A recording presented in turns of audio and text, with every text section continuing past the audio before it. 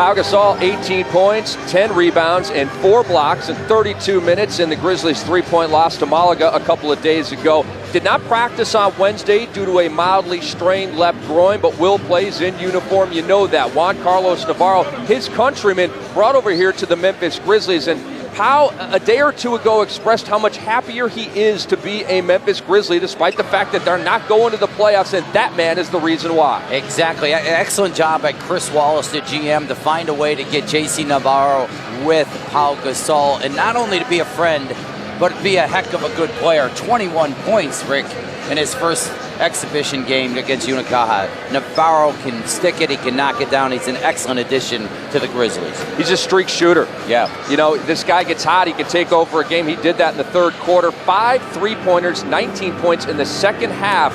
But he did have a huge mistake late in that game, an offensive foul on Bojan Popovic that basically cost Memphis the victory. Let's listen to the PA announcer introduce the Memphis Grizzlies. Empecemos por el Memphis Grizzlies. Con el número 1, wearing number 1, Lowry.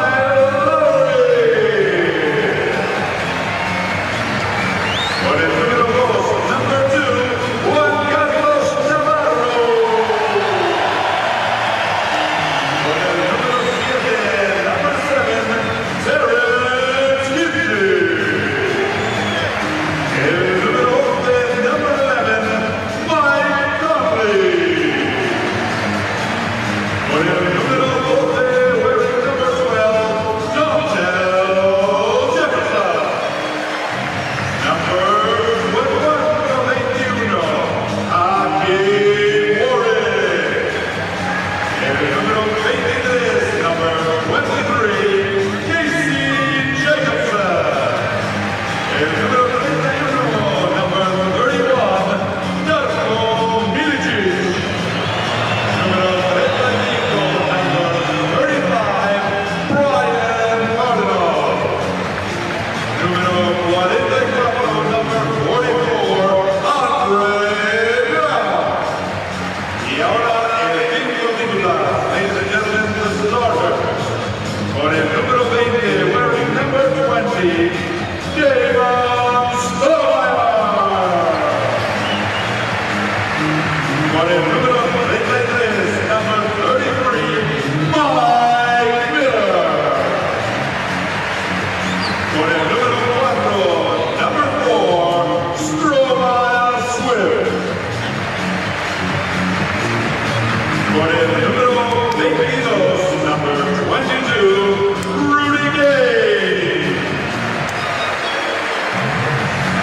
y con el número 16, number 16,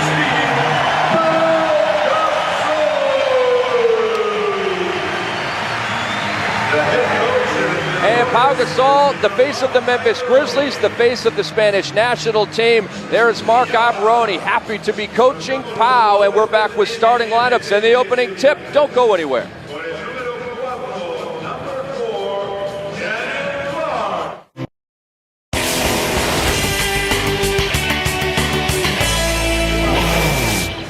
And the starters were just announced for MMT Estudiantes. There is their 32-year-old head coach, Mariano de Pablos, exchanging gifts with Marc Iavaroni, and the players for MMT Estudiantes and the Memphis Grizzlies exchanging gifts as well. We're just about set to get this thing rolling. The Memphis Grizzlies, you know, it's rare when an NBA team loses to a EuroLeague team. We saw it a couple of times last year at NBA Europe Live. The Clippers going down to defeat in Moscow to CSKA Moscow, and you also had the 76ers losing to FC Barcelona here in Spain, and the Grizzlies have followed suit, and that was a fantastic game, Capper. There were all kinds of runs and huge threes and chippy plays. It was a fantastic game, and we're hoping for more of that here. Well, certainly if you're Marc Iavaroni right here, the head coach of the Grizzlies, you know, you want to come out of here with a victory. I mean, this is exhibition season, but there's pride at stake. There's no doubt about that when you bring your team to Europe. You want to show your best. Gasol, Navarro, especially coming home. You know, the NBA is looked upon obviously as the #1 league in the world, and when you go on the road, you are a big deal. This is a huge game for Estudiantes right now, with an opportunity to knock off an NBA team. So they are really feeling like that underdog role, and thoroughly anticipate the Grizzlies to be ready and get after it in this game. MMT Estudiantes, not even in the EuroLeague, just in the Spanish League, so you would figure that the Memphis Grizzlies would have the advantage. Here's the starting lineup for MMT Estudiantes. Sergio Sánchez, he is the point guard, upper right-hand corner. He was with the Celtics at their summer league in Las Vegas. Jesse Young, a member of the Canadian national team in the middle. He is a good one. And you saw in the lower left-hand portion of your screen, Lawrence Lewis, the veteran American, 38 years old. He is in his first year with MMT Estudiantes. They also have Hernan Jasen. He is a nice two for this squad. And the starting lineups brought to you by the Las Vegas Convention and Visitors Authority, the Memphis Grizzlies. And that is the starting lineup that they went with a couple of days ago as well. Darko Milicic and Michael Conley off the bench. Here is Pau Gasol.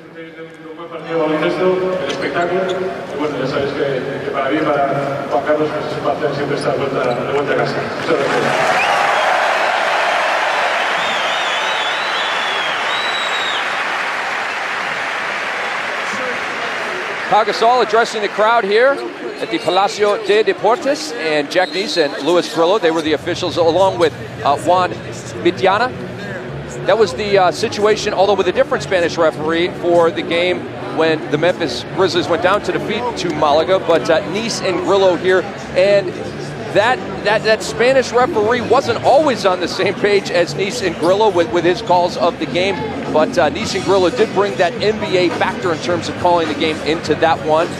And we've got Estudiantes and the Grizzlies just about ready here, Capper. Just interesting, the different views you get. You get the differences in height right there. You get the differences in officiating and the techniques and the style. You see the adjustments in a couple of the rules as the game goes on. And it's just, somewhat of an adjustment for the NBA team, certainly playing on the Europeans' home floor. Mike Miller had a great game against Unicaya Malaga. 17 points, 9 rebounds, 7 assists, and of course he was on the U.S. national team that won gold at the FIBA Americas Championship in Vegas about a month or so ago. And you can see the Grizzlies, there's Tony Baroni Sr., one of the architects of this squad. You can see the Spanish colors infused into the uniform of the Memphis Grizzlies. That's a pretty good look. Yeah, not bad. Not bad, looking pretty good. You're right about Mike Miller. I thought that time with the USA team this summer was very good for his confidence, to get the good feeling again coming off a tough season last year in Memphis. Well, the Memphis Grizzlies were 30th out of 30 in the standings last year. They did not win the lottery as they expected, and they had the 4th pick. They took Michael Conley, and we will see him in just a little bit. The veteran, Damon Stoudamire, with the Rock, 13-year vet. And he will give way to Conley and also Kyle Lowry. And Kyle Lowry, I would credit him for turning the game for Memphis, getting them back into it. They didn't win that game against Malaga, but Kyle Lowry was a game changer. Rudy Gay off with the first shot of the game, rebounded by Estudiantes. Gay's playing the 3 right now. We'll play between the 3 and 4 position. And they got a violation on Lawrence Lewis to start this game. And he is an undersized big who's going to be asked to go against Pau Gasol. That is a mismatch that Pau should feast on in this game. He sure should. He should give him the ball down low. Stoudamire high off glass, and Mighty Mouse puts it in. Just takes it all the way. Estudiantes extends their pressure up the floor, and you're right, Damon Stoudamire just said, forget it. I don't need a press breaker. I don't need X's and O's. I'll take it myself. Damon can still play. No doubt about that. In the middle of a long-term contract here with the Memphis Grizzlies. Lawrence Lewis knocks one down. That a long 2. And we're tied at 2. Well, he will help himself by moving to Pau Gasol, forcing him to play him on the perimeter. Again, alluding to that height disadvantage that Lawrence Lewis has against Gasol.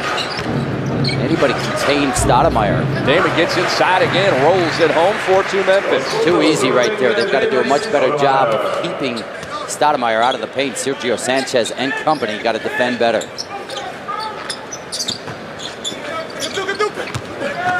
Jose Urtasun to Lewis on the baseline, featuring him early, and the rebound comes to Mike Miller. And out of bounds, off of Damon Stoudamire. Well, speaking of running, you can't help but think about Marc Iavaroni and wonder how much this Memphis Grizzly team will run. But I think it's personnel related, and his real emphasis right now is certainly on the defensive side of the floor. He's got a good staff. He's got Gordon Chiesa with him. He's got some people that are Andy Greer and company, Dave Yeager from the D-League. he's got some people there that they want to establish a defensive intensity. Jasen hitting his first basket of the game. He's a pretty good player. He is the longest tenured player here with MMT, 7th year, 6'6", out of Argentina. You see the cleverness with which he utilized pump fakes and ball movement prior to that shot. Gasol up at a Stoudamire Swift, and he pounds it down. The high-low, it's a pretty good look right there, wouldn't you say? That's one thing Stoudamire Swift, nobody will ever argue with his dunking ability. Sergio Sánchez, ouch. Back come the Grizzlies. Mike Miller, not going to pass up that shot. Not going to miss it either. He should never, ever pass up a shot. He doesn't. He doesn't need to be told to take that one. NBA Commissioner David Stern. Hey, we talked about him on the USA team. Why was he on that USA team? For that reason. Oh, nice tap out by Pau Gasol. That might have gone down for Jasen. Mike Miller to the cup. Too easy. And one. Big transition game right there. You said it, Rick. Too easy. The defense has got to get back. It's got to load up, and it's going to slow down the basketball. Good job by Mike Miller, though, attacking the basket.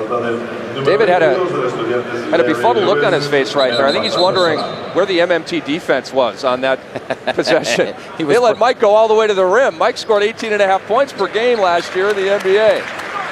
And we have our first timeout of the contest. Mariano de Pablos not happy with his defense. Wonder if we'll be saying the same about Ivoroni's squad throughout this game. Stick around. NBA Europe Live 2007, presented by EA Sports, is brought to you by NBA Live 08 by EA Sports. If it's in the game, it's in the game. By Sprite with Lyman, creators of the Subliminal Project at subliminal.com. And by GameStop, all the hottest video games for every system, power to the players.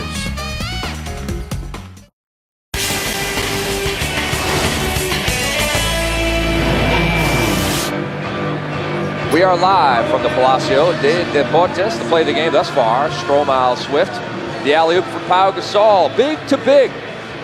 The Grizzlies are able to get what they want on the offensive side of the floor in the beginning of this game, Rick. Certainly Estudiantes has got to do a better job defensively, whether it be in transition or the half-court defense, because the Grizzlies are executing and attacking at a high level early. Estudiantes chilling, waiting for this timeout to conclude.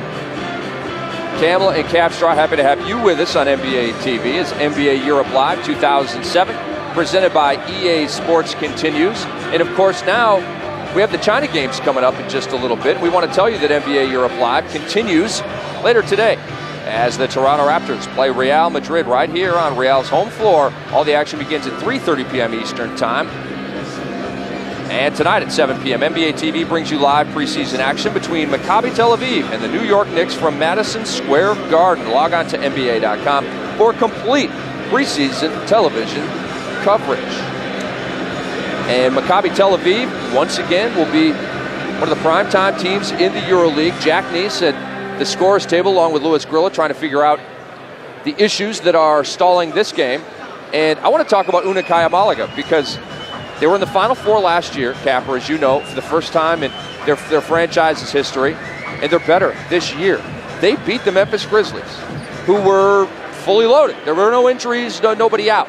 Without Carlos Jimenez and Yuri Wells, two of the primetime members of their rotation, Unicaja Malaga, I don't know if they're favored to get back to the Final Four, but they're definitely one of the top 8 teams in the EuroLeague, if not top 5. Well, what we've known and what people are beginning to understand throughout this Euro Live, Europe Live competition, and now in its second year, is these EuroLeague or European teams, Rick, have talent. There's no doubt about it. And just think of the influx of European players into the NBA and how things have evolved and how many teams are now utilizing or have 2, 3, 4, 5 players from Europe or international players, and how much that has benefited the NBA.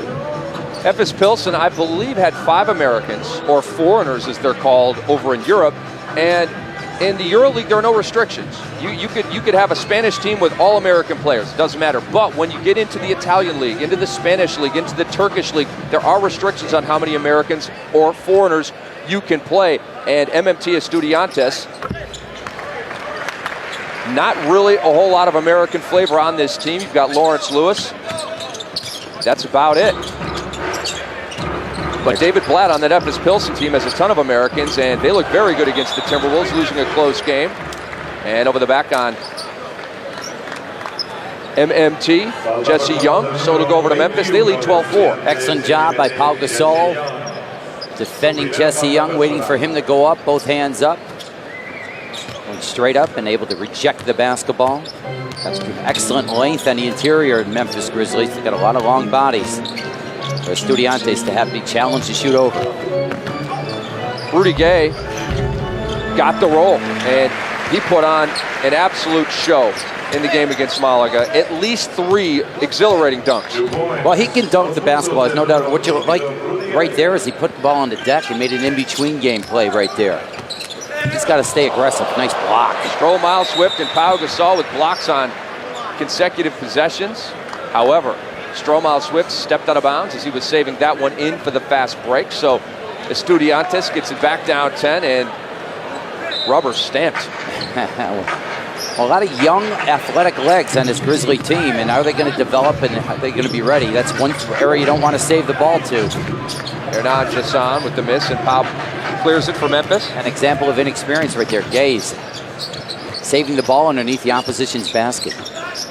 Good read. Stroh, his second dunk of the game. That's a job by Stoudamire, though. Do you see how he kind of looked off at his primary receiver? Gave a little look outside and just threw it right through the teeth of the defense.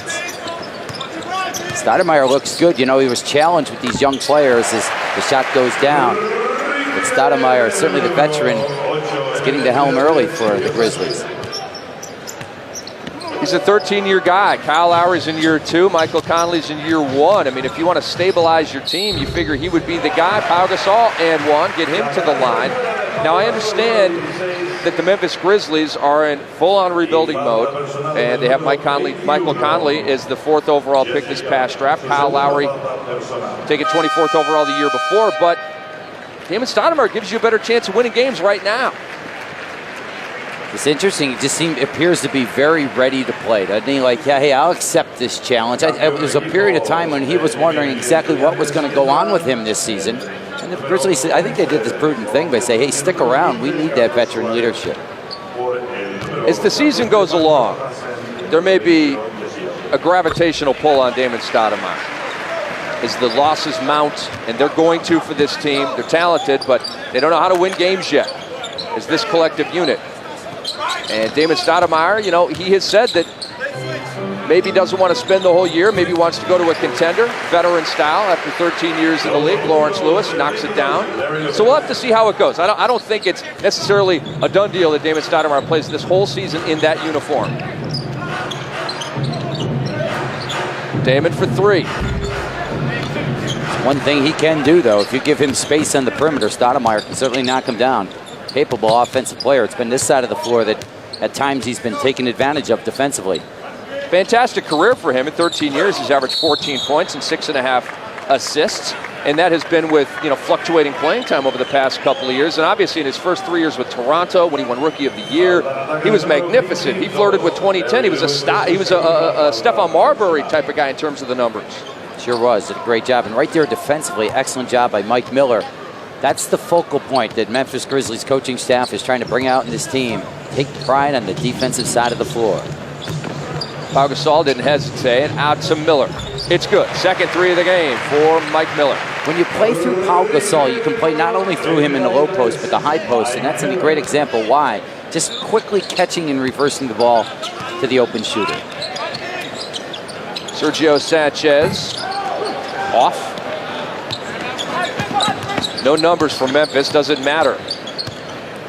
On this possession, it does. Stromile Swift, he was cut off right there by Florent Pietrus. Pretty good defense.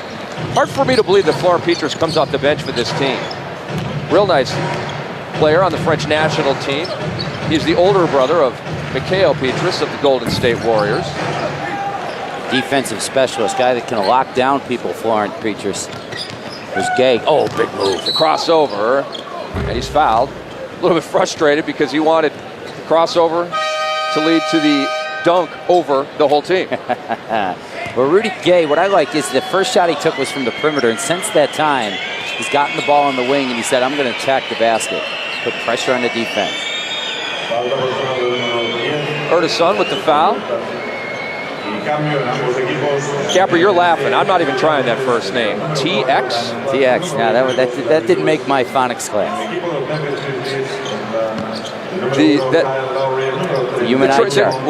The translator had a brain meltdown when trying to figure that one out. Darko Milicic swooping through, double clutching and hitting, going right and finishing with the left hand. And a good feed by Damon Stoudamire, and very important that Milicic get some confidence right now. Didn't have a good first game, missed 5 or 6 shots, got in foul trouble, and they want to build him up. Soft touch on that 3 attempt by Daniel Clark, the Englishman. The addition of Milicic in the offseason, I thought was a good, certainly a good one. Memphis is not a place where free agents are necessarily, everybody wants to go to. So I thought that Chris Wallace did a very good job of obtaining Milicic. I thought they drafted well, and I thought they did obviously did a good job of keeping Pau Gasol around and then obtaining Juan Carlos Navarro. That kind of worked together, having both of those guys, and really the upper management of the Memphis Grizzlies should be commended. And I also think they selected a terrific coach. I agree with everything you just said. I like the Michael Conley pick at number 4. Greg Oden gone, Kevin Durant gone, Al Horford gone. Okay, well, let's take Michael Conley. I thought if Horford had been there at 4, then maybe you go with him, but he's gone, off the board. They need a point guard, and Kyle Lowry, number 1, is into the game at point. It was Conley, the first off the bench behind Stoudamire in the first game. Now Lowry gets that call. Here is Gay, outside shot, not even close. Daniel Clark the rebound, and back comes Estudiantes, down 15. Very good defense so far by the Grizzlies. Staying with, contesting as a hard challenge right there. Excellent rebound, and now they can push the pace. Kyle Lowry, second year out of Villanova. And he had an ankle injury earlier in camp, but he's healthy from that. Rudy Gay left it short, and the rebound taken by Estudiantes. You want your number 4 pick, though, to be 3rd on the depth chart. I mean, you just anticipate him moving up, don't you? It's a very good question, Tim. And, this is symbolic of Ivoroni trying to figure that out. Game 1, it's Conley off the bench behind Stoudamire. Game 2, it's Lowry off the bench behind Stoudamire, telling me he doesn't know what his point guard depth chart is going to look like. And let me just say this, as Miller attempts another 3, gets the offensive rebound. Oh, he misses the layup, and the rebound taken by Estudiantes. But that's why I think Damon Stoudamire isn't that long for this team. He's kind of getting in the way of the growth and the maturation process for both Conley and Lowry, because if Damon isn't there, Capper, you go 24-24 with each of these guys. You split the 48 right down the middle, and you call it a day. Well, maybe Conley hasn't impressed enough, though, yet to get that opportunity, and Damon Stoudamire has done a good job. And if you knew you had Stoudamire and also Kyle Lowry coming back, remember how well Lowry played before he got hurt last year?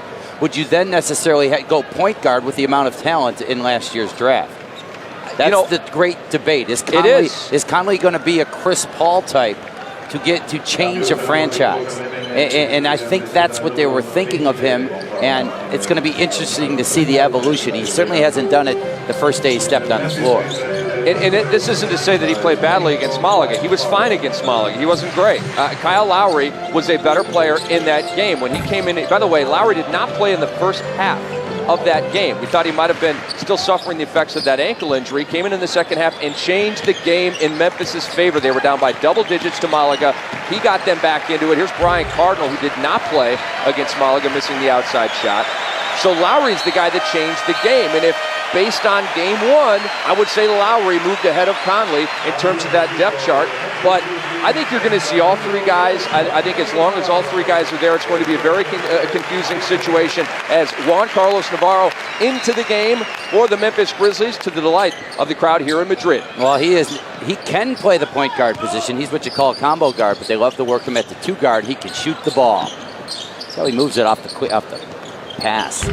Good ball movement right there, out of bounds, off of Daniel Clark. Against the zone defense, that possession, just moving around the perimeter. Again, you want to make sure you get it inside out enough. And I tell you, anytime I see Rudy Gay shoot from the perimeter, I say I did my job defensively. He's got to put pressure on the defense by being in attack mode and utilize his athleticism. Kyle Lowry tried to fit that one through. And Kyle Lowry with a great block. Oh my goodness, he did not get up that high to do that, or did he? He got up for a long time. That's what he was able to do. He was up high, I was able to hang. He did a great job avoiding and then the rejection. Excellent job. He is known for his defense, not necessarily shot blocking, but you see he didn't give up on the play. Javier Beirán, and he had that one planted on his forehead by Kyle Lowry, who is maybe 6 foot. He's listed at 6 foot. That tells me he's not in actuality a 6-footer. Well, you know what you like about Kyle Lowry? Everybody, when they describe him, they say bulldog. He's a bulldog. Well, he gets after. And how about, what do you think, him matched up day in and day out against Stoudamire, but especially Mike Conley Jr.? Him saying all summer, saying, oh, they picked this guy number 4. We talked about Stoudamire being ready. How about Kyle Lowry's attitude and his approach defensively? You know he's not going to back down. Here's my prediction. He is going to be a bigger factor for the Grizzlies this year than Michael Conley. I think he's better at this point. He may be better long-term than Michael Conley. I think Kyle Lowry's a real good one. And that reminded me of the block that we saw at the Summer League in Las Vegas, Aaron Brooks on Brandon Bass. Do you remember that one? Aaron Brooks, if y'all don't know, is right around 6 foot. He's a rookie point guard for the Houston Rockets and a real good one. We loved him in Vegas. And he rejected it as Juan Carlos Navarro swoops through for the galloping layup. But Brooks blocked Brandon Bass, who's a big, beefy, power forward type of guy, with his elbow. All right, and Kyle Lowry said, anything Brooks can do, I can do better over here in Madrid. Well, it's one of the reasons why this crowd is here, to see Navarro. That was an impressive play in transition. Here's Cardinal, didn't play last game, but they're pushing the pace again. Lowry into Gay. I believe that was steps. We're going the other way. Boy, it has been a weird first quarter for Rudy Gay. Got off to a decent start. He's been missing shots and been turning it over ever since. But Rudy Gay is a work in progress, and if and or when he puts it all together, you are looking at an all-star. That is J.C. Navarro, one of the best players in Spanish history.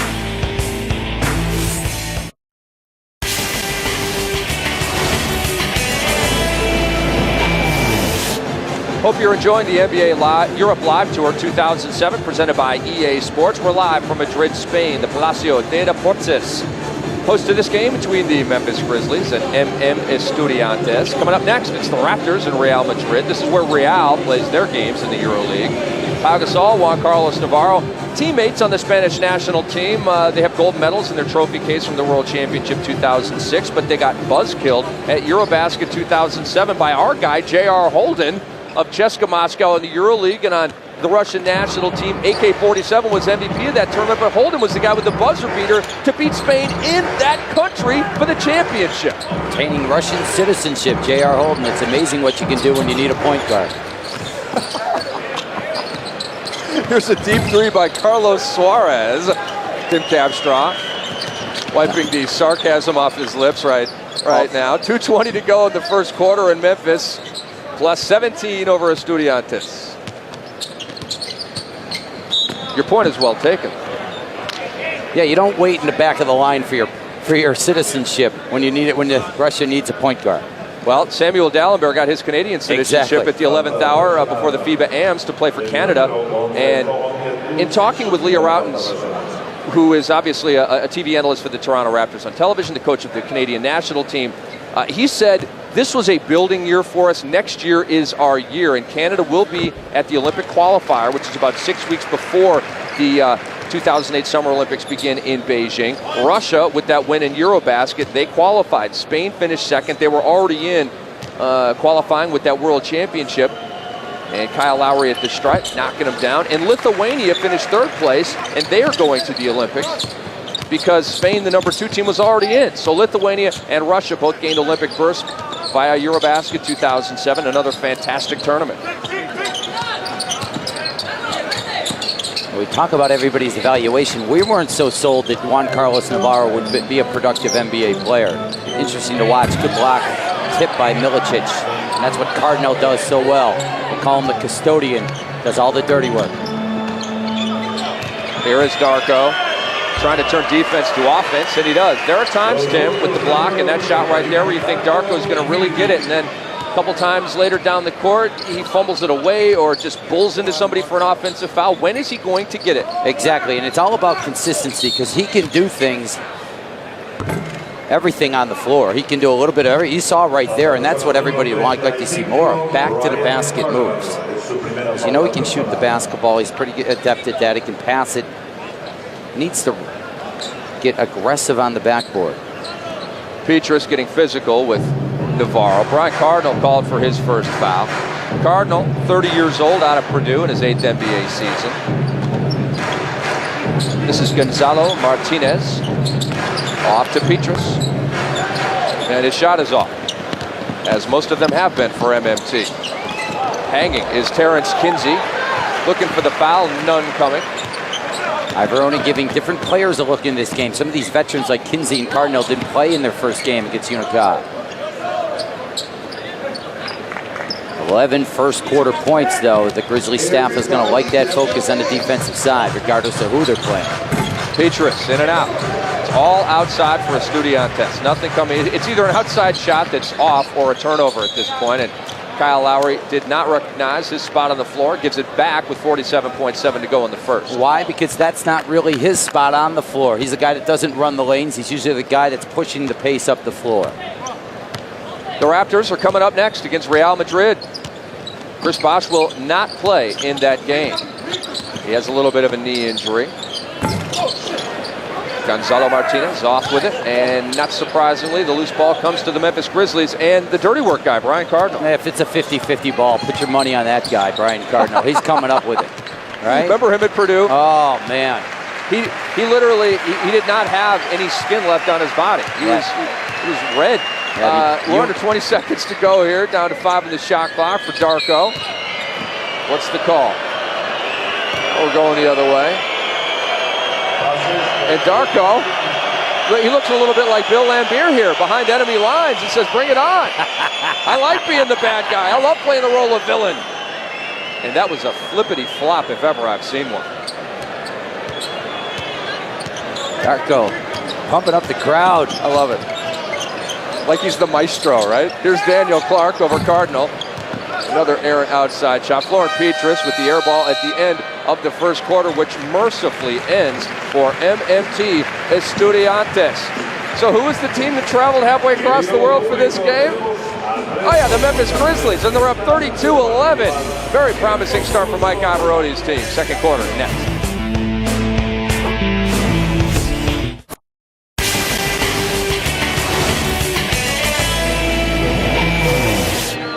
Through 12 minutes, the Memphis Grizzlies have turned their frown upside down, coming off the loss to Malaga. Looking good here against MM Estudiantes. Rick Campbell and Tim Capstraw on the call. And one of the guards here being toyed with by the Memphis Grizzlies mascot, taking it well. Good thing we're not in Russia circa about 72, right? That would not be going over so well. And that first quarter was all Memphis, Tim, not surprisingly. Well, they got a lot of good looks up the floor. Guys, equal distribution of the basketball. They moved it well. Guys were making shots or getting into the paint. They played defense. This is the side of the floor I was impressed. They challenged shots, Rick. They kept the ball out of the paint, and they rebounded the basketball. And that was their main focus coming into this game, was to make sure they got 5 guys gang rebounding defensively. But of course, you can always play through that guy, Pau Gasol. Pau Gasol, Rookie of the Year back in 2002. What were the Atlanta Hawks thinking when they traded Pau Gasol after taking him 3rd overall in the 2001 draft? Brevin Knight, Lorenzen Wright, and Pau Gasol all came to Memphis for Sharif Abdur-Rahim. Now, Sharif Abdur-Rahim, 2010-ish guy, nice player, but I'll just leave it at that. 3 Rookie of the Years on this team: Mike Miller, Pau Gasol, Damon Stoudamire, and MMT with the rock to start the second quarter. And another missed jump shot. Foul on the Grizzlies. We'll keep it here. Foul on Kyle Lowry. I don't know what highlight I like better. Rudy Gay had a dunk in Tuesday's game, LeBron James style. Coming down, kind of coming along the right side of the rim. Head even with the rim and just threw it down like he was swinging a sledgehammer. And that or Kyle Lowry's block, I don't know. I mean, when a little dude gets up and rejects a guy, that's better than a dunk from a 6'8" guy, right? Florent Pietrus had it knocked away. There's Kinsey defending right here. Outstanding defender. Staying down, putting the pressure on, yes, and forcing the turnover. That's what Terrence Kinsey can do. Just ask Kobe Bryant. Did an excellent job on him late last season in an important matchup. I'm glad you went there. On our next dead ball, I will give you the stats on that game. Bryant Cardinal, the finger roll. The ball movement right there. Again, the Grizzlies moving it well, and Gasol, he can just get it, hit ball in his hands. Not only can he score, but he can just move it. He's a good ball mover.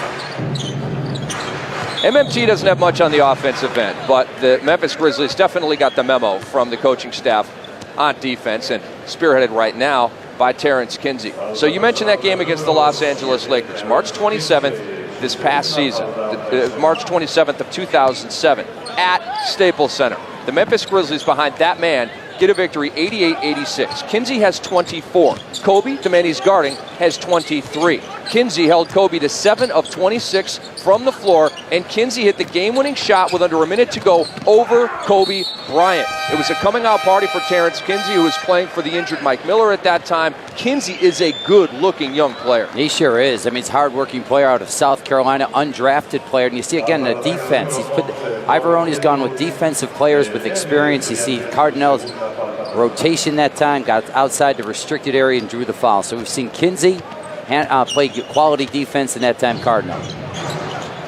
Bryant Cardinal's on his game, right? Taking charges, getting loose balls. Yeah. I mean, you know he's on his game when that stuff's going on. Gasol, ooh, that's a nice little flick off the left hand, and the Memphis lead swells to 25. The versatility in this game, inside, outside, right hand, left hand, a very hard guard is Paul Gasol. And he can take it off the dribble effectively against lumbering bigs. Finally, an outside shot from MMT, their first basket of the second quarter. And for Pau Gasol last year, and I'm rounding up, 21 points, 10 rebounds, 2.1 blocks, shot 54% from the floor. This was all after coming back from the broken foot. Put up all-star numbers. He was an all-star the year before. Kinsey off with the shot.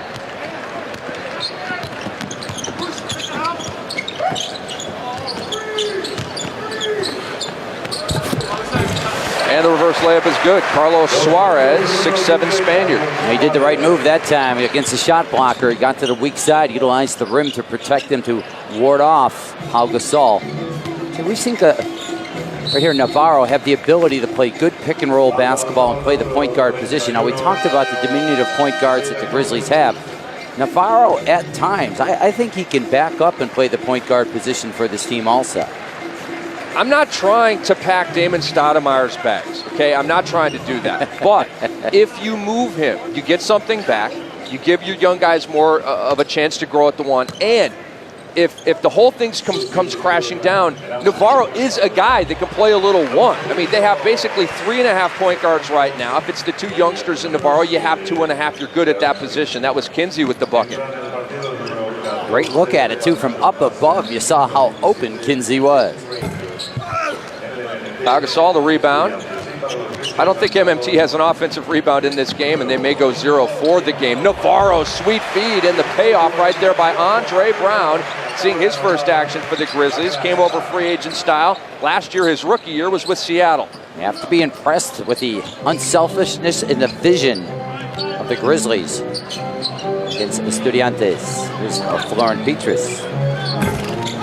He's been off, and a push in the back on Hernan Jasen, giving it back to the Memphis Grizzlies with 8:32 to go in the second quarter. Well, not being at practice yesterday, not having a great feel, but you're reading the papers, Marc Ivoroni was terribly upset by being out-rebounded by 20, and you can see the different approach and attitude the Grizzlies have on the defensive side. It's been able to lead them to transition opportunities on the other side.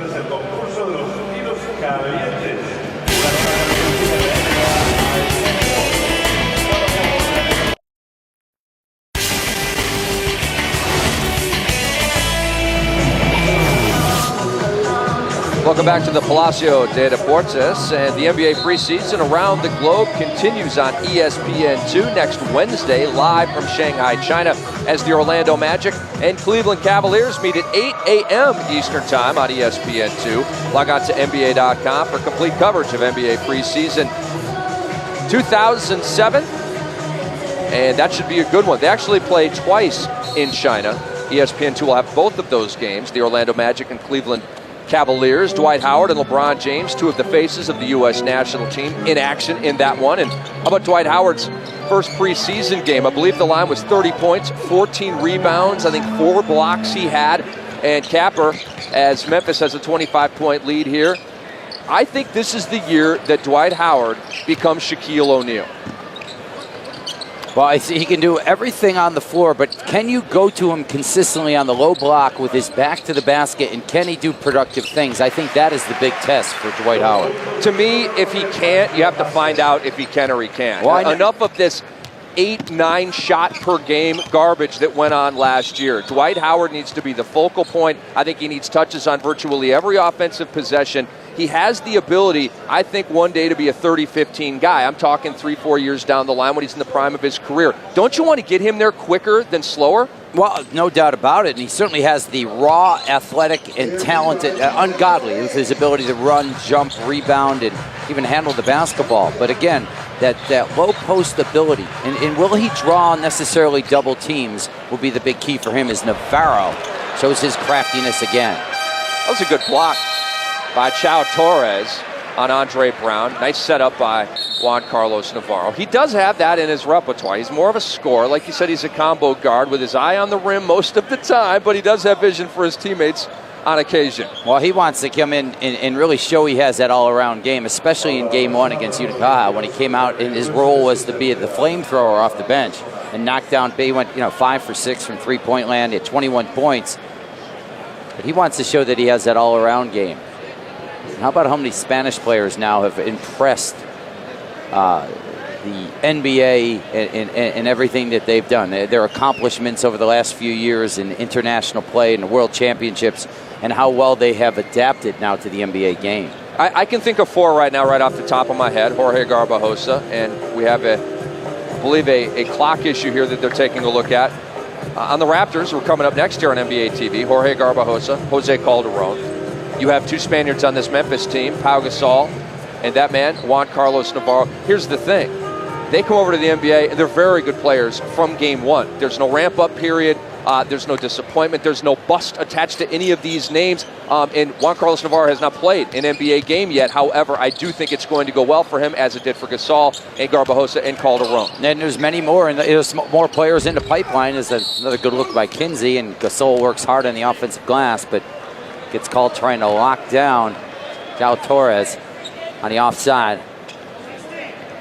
Louis Grillo says that's a veteran move there, trying to freeze that off arm from going up.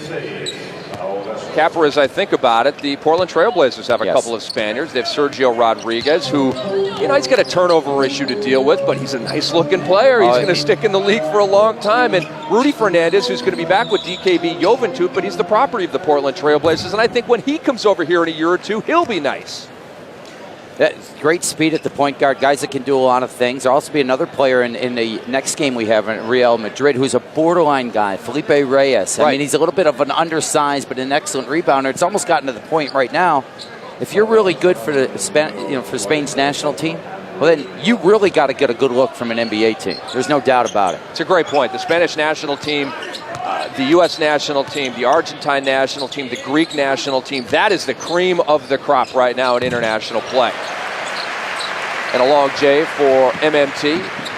Cuts the lead in half. 40-20 Memphis over MMT. Well, if Estudiantes wants to get back in this game, they're going to have to utilize that line. Good active hands right there. Push the pace.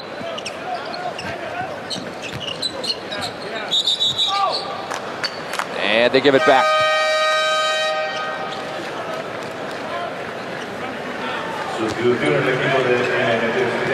Marc Iavaroni in his second game, and I talk about a well-respected assistant coach. For a lot of years, his name had been bantered around, his potential jobs. He waited his turn through where he thought would be the best situation for him. It's a building program, but it's a good program right now in Memphis, and certainly excited to get it under his belt.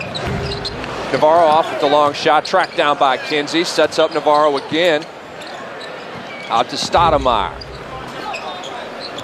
Memphis is just too much for Estudiantes. Out of bounds. Andre Brown tried to save it to Damon Stoudamire. Tim, I want to ask you, how much of D'Antoni's system, Mike D'Antoni in Phoenix, and obviously Iavaroni was his top assistant for years. How much of the D'Antoni system will come here to Memphis? You know what I'm saying? Will it be a hybrid of defense-offense? Is he going to try to run? How do you think Iavaroni's going to run this team? I think he's got to be careful with that, and I think he knows that also, that his focal point has to be on the defensive side of the floor. He does not have the offensive firepower to go up and down the floor and just push the pace and just throw up and heave up shots or play real quick basketball. They will opportunity break. They'll look to push it when they play quality defense, just like they are right now. See, they're pushing, they're exploring, but they're not forcing the issue. And Navarro's got a good field, hasn't he? Navarro to Milicic. Andre Brown in there. Andre Brown is a nice story. He reminds me of Justin Williams, D-League success story now with the Sacramento Kings. This guy has made the NBA through hustle, grit, and determination. He's an underdog, and he's here with the Memphis Grizzlies, and he's making plays out here in the first half against MMT Estudiantes. More on Andre Brown, Darko Milicic, the Grizzlies, and the entire NBA on the other side.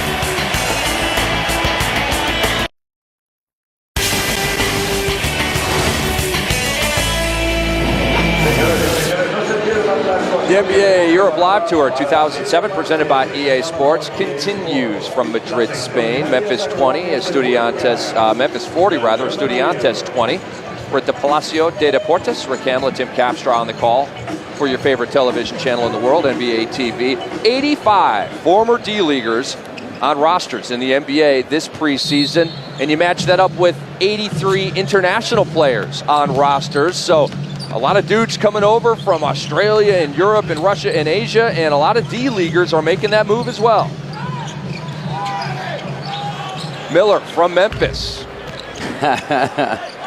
Damon Stoudamire says, "You're not going to guard me. I'm a 13-year vet. That's the easiest three I've ever hit." He's alone in the gym, Tim Capstra. He's saying, read the scouting report. I can knock those down. Actually, Damon messed up. He had a foot on the line. That was a long two, not a three. Grizzlies want to maintain their focus and intensity that they came out with in the first quarter, regardless of the score in this game. As Lawrence Lewis knocks down a shot, he has been the most productive offensive player that MMT Estudiantes has had in this game. With all due respect to Mariano de Pablos, the head coach of MMT Estudiantes, where was Lawrence Lewis? He got up to a good start in this game, went to the bench, and before you know it, it's a 20-point game. And Darko Milicic, the hook shot. Well, we've seen Gasol on the block. We've seen Milicic on the block, and now they're not being guarded by NBA defense right now, but both have made impressive back-to-the-basket moves. Memphis just packing it in that zone, and Estudiantes has no answer for it at all. Mike Miller up ahead. This ought to be fun. Oh, Rudy Gay had his pocket picked right there by Hernan Jasen. Rudy Gay does not have a dunk yet in this game. Had several of them against Malaga. That was an emotionally charged, high-intensity game from beginning to end. I hope you either saw it live or caught it on the re-air on NBA TV. I'm telling you, that was a preseason treat. One of the things that's enjoyable for these NBA teams is they're in Europe right now is it's usually a full house and usually an active, aggressive, or an intense crowd that's thoroughly into the game, and against teams that feel like they're the underdog and they have their one opportunity to challenge an NBA team. So they are coming out with gangbusters. There's Lowry back in the game now. The problem for MMT Estudiantes, and we said this off air before the game, this roster is unimpressive. It's underwhelming. They just don't have a chance against any NBA team as Darko Milicic turns it over. I mean, it's sad but true. They just don't stack up.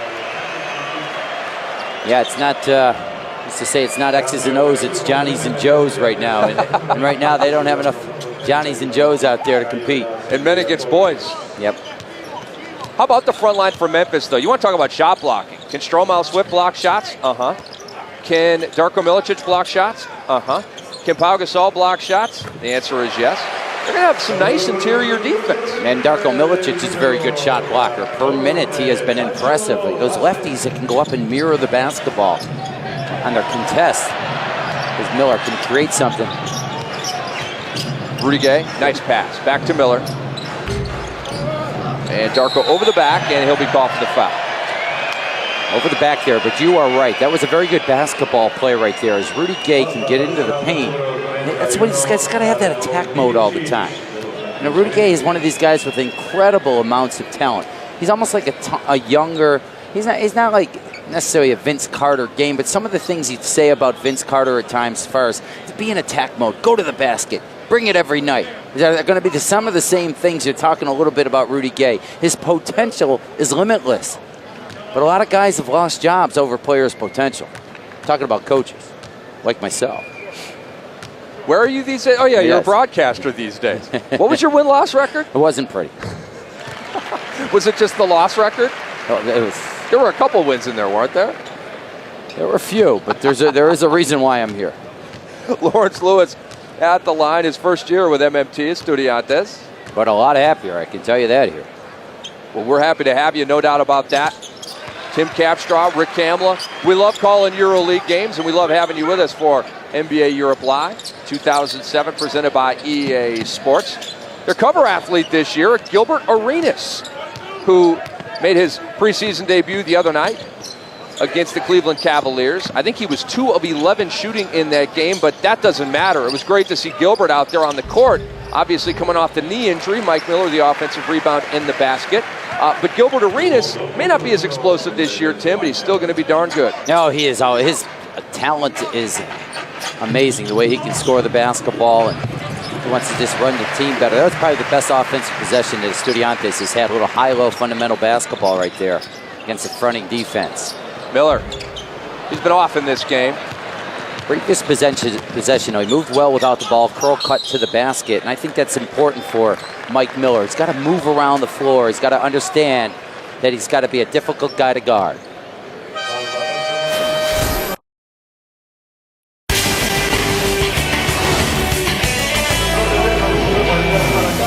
And we bring you back to Madrid with the score 46-29. Memphis over MMT Estudiantes with the NBA Live 08 Go-To Move, brought to you by EA Sports. Pow to Stroh for the dunk.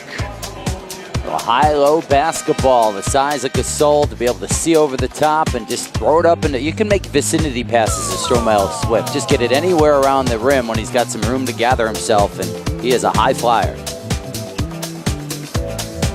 Stromile Swift, former 2nd overall pick in 2000. And Tim, it's hard to believe he's in his 8th season in the NBA. It feels like yesterday he was drafted out of LSU.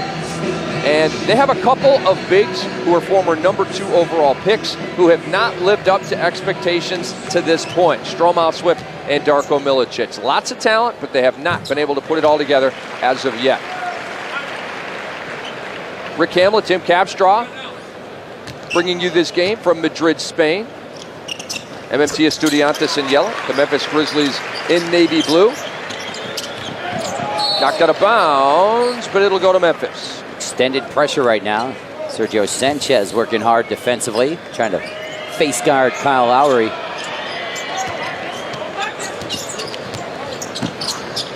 Miller tries again.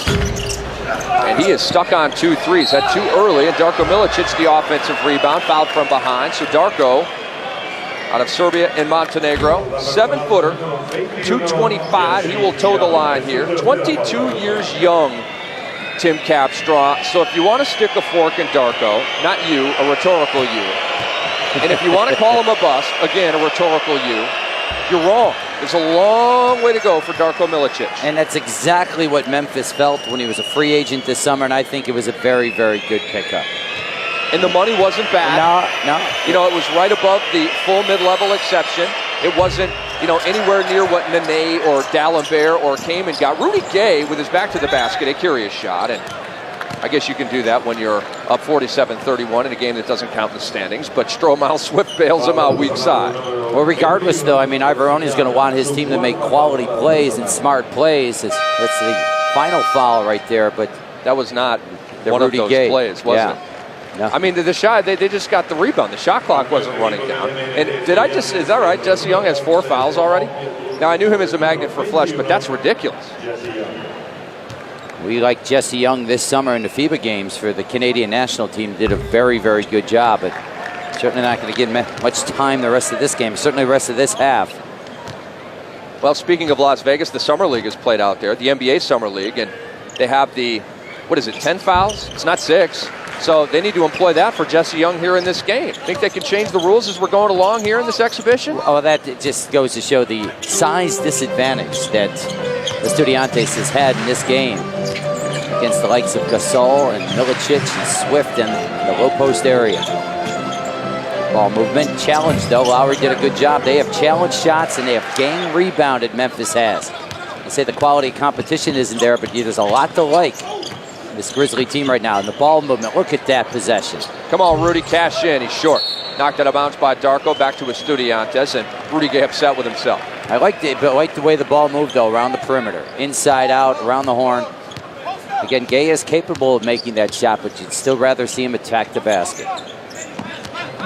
Well, you mentioned Vince Carter, and, you know, the knock on him, and you call the New Jersey Nets games on radio along with Chris Carino, obviously a colleague here at NBA TV as well. And when Vince Carter's off his game, he's settling for jump shots. And when he's attacking, he's one of the toughest guards in the history of the NBA. So the same could be said of Rudy Gay. You see him chilling outside. That's not the game he should be playing. He should be attacking because he does have a nice handle, Tim. Exactly, and capable, and he's 6 foot and 8.5. Oh, Milicic! Throwing it down on a pair of Estudiantes players. Comeback from the other night for Darko Milicic, coming out with an attitude, an aggressive attitude in this game. He struggled, got foul trouble, 5 quick fouls, really struggled from the field. Boy, did he. 1 of 6 from the field, 4 points in 15 minutes. And would have fouled out had they played him a little more. Had 5 fouls in 15 minutes. But he's playing a lot better here today. Good feed right here by Lowry. Goes down to the post. And how about the attitude and approach right there as Milicic? You get an idea of his talent level, his size level. Again, he will see different defense in the NBA. There will be bigger bodies and a lot more options. But again, you don't want to see players play down to the level of the competition either. And credit the Grizzlies for coming out with an aggressive approach. Hey, use this as a confidence booster. I mean, you're playing an inferior team. So wallop them. You know, walk around with a puffy chest. Feel good about yourself. They set up the game. This is who you're playing, so take them out. Rudy Gay, another missed jump shot. Under a minute to go in the first half. Sergio Sánchez. And it goes out of bounds off of Estudiantes. That last shot by Rudy Gay, a little bit closer than the 3, but again, was that settling? Yeah, I agree. Exactly what we're talking about. He has to be in attack aggressive mode, utilize that all-around talent. I don't ever like to see players that are 6'9" and that talented do what I can do, and I can shoot the basketball. You know what I mean? Do something that I can't. I agree. Mike Miller is just totally out of his game. You saw him kind of hold the pose on that last missed jumper as if to say, they feel good. Could they please start going in for me? Under 10 on the shot clock for Estudiantes. Nice pass. Here's Jasen. And it's rebounded by Stroh. Knocked out of bounds by Hernan Jasen. So 9.6 to go for Memphis. They'll get one more attack at the hoop. And if you're Ivoroni or Tim Capstraw, you want Rudy Gay taking it to the hoop. Take it to the basket, and also you just want to step it up. Ivoroni's going to have something to talk about at halftime because they were much better, the Memphis Grizzlies, in the first quarter. Their offensive and defensive approach, and they have relaxed a bit here in the second quarter. Ivoroni was just talking with some animation with Rudy Gay right there, maybe telling him exactly what we've been telling him here electronically, to take it to the basket. As you can see, 32-11 after 1. And Estudiantes has definitely stabilized their game here. They're a +4 in the second quarter, but when you get drubbed by 21 points in the first quarter, it sets up the whole game very, very negatively. You're in a huge hole. You're playing an NBA team with tons of talent. It's just not a good spot to be in. But you know, but if you're the Grizzlies right now, this is not mid-season right now. This is preseason. This is the time where you want to make sure you're maximizing every minute on the floor to improve your execution in your game, to get yourself prepared and ready for the NBA season. It was Miller going to the basket right there. That was the best play of the game right there for the Estudiantes right there. The high-low basketball. Jesse Young, though, no longer able to do that. He's off the floor. Time running down. 5 seconds left in the half. Almost a turnover. Comes to Stromile Swift. Couldn't get the roll, but he will get 2 free throws with 1.4 left on the clock. Stromile Swift, 6'10", 220, and his first 5 years in Memphis, then signed a free agent deal with the Houston Rockets, spent the 2005-2006 season there, then was traded to Memphis along with Rudy Gay for Shane Battier on draft night a couple of years ago. And last year, averaged about 8 points, 5 rebounds, and just about a block in 19 minutes for Memphis. He's productive when he's on the court, but that's the problem. He can't stay on the court. Exactly. Gets himself in trouble as you got to look at Mariano de Pablos, the coach of Estudiantes. 1.4 to go here for Estudiantes. And that's intercepted. Stromile Swift from just beyond half court. Hits the front of the rim and off. 52-33. The Memphis Grizzlies lead MMT Estudiantes as we head to the half. So Estudiantes wins the second quarter. Looks like they're going to lose this game. Second half coming up. Much more with Kamla and Capstra here from NBA TV.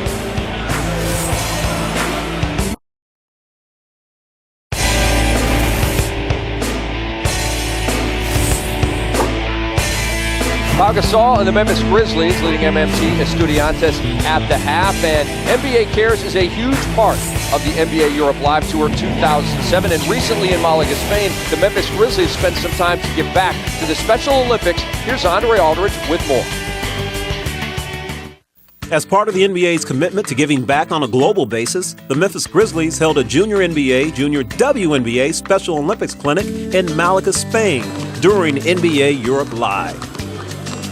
Just glad to see people appreciate what we're doing for them. You know, come out here and show them a little bit about basketball. You know, to take our time out of our schedule and just, you know, try to spend it with them. It's a joy. It's an honor to be here. I love the people. The people love basketball. They love sports. And just to see how they react and to see our faces out here is something special. I think it's a great thing. You know, every time you get a chance to give back, especially when there's kids involved, it's extremely rewarding to me personally. Also, while conducting training camp in Europe, the Grizzlies spread the NBA Cares message with a special visit to the Children's Maternal Hospital of Malaga. It's important to give back because as NBA players, people don't get to see you as much. And these are our fans, and without them, we wouldn't be where we are today. Going to a hospital and being around kids is a universal thing. It doesn't matter if you speak the language well. It doesn't matter if you understand what they're saying, but if you smile, you're happy, and you give them some energy, they feed off of it without question, and I think they enjoy it.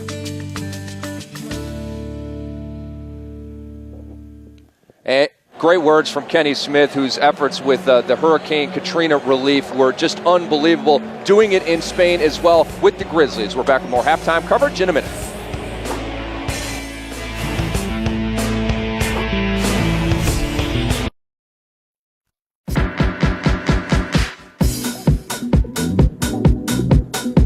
It's the NBA Europe Live Tour 2007 presented by EA Sports. And at least on this leg of the journey in Spain, the main man, Pau Gasol, you saw the bucket, there the pass. It was the EA go-to move of the first half, Pau to Stroh. And then you see the soft touch, Pau Gasol laying it in with the left hand, and then working against Jesse Young. Can you say mismatch? And Pau again. 5 points and 4 rebounds for Pau Gasol in the first half. One of the boards right there. And we just, went into the NBA Cares situation with the Special Olympics and the Memphis Grizzlies and Kenny Smith. And there's Pau's Amigos, and he gives away tickets for kids. He's involved in a variety of other off-the-court endeavors. You have Damon Stoudamire's foundation, giving back to children in Ontario, where he played with the Toronto Raptors, and also in the Portland area, where he played 7.5 years with the Blazers. And don't forget about the Mike Miller Foundation as well. These players giving back in Spain and everywhere else. We're stepping aside.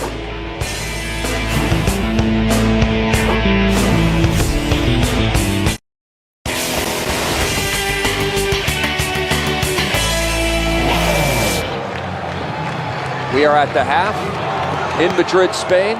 Pau Gasol and Juan Carlos Navarro, each from Barcelona originally. But Spain is where they call home. And Pau Gasol, not tremendous numbers in that first half, but did play well. And Juan Carlos Navarro, a lot like the first game in a Memphis Grizzlies uniform on Tuesday against Malaga. Slow first half, and obviously got it cooking in the second half. Well, he'll get his opportunities. He was a ball mover. He was trying to distribute the basketball. I like the way the Grizzlies played. Very unselfish on the offensive side of the floor.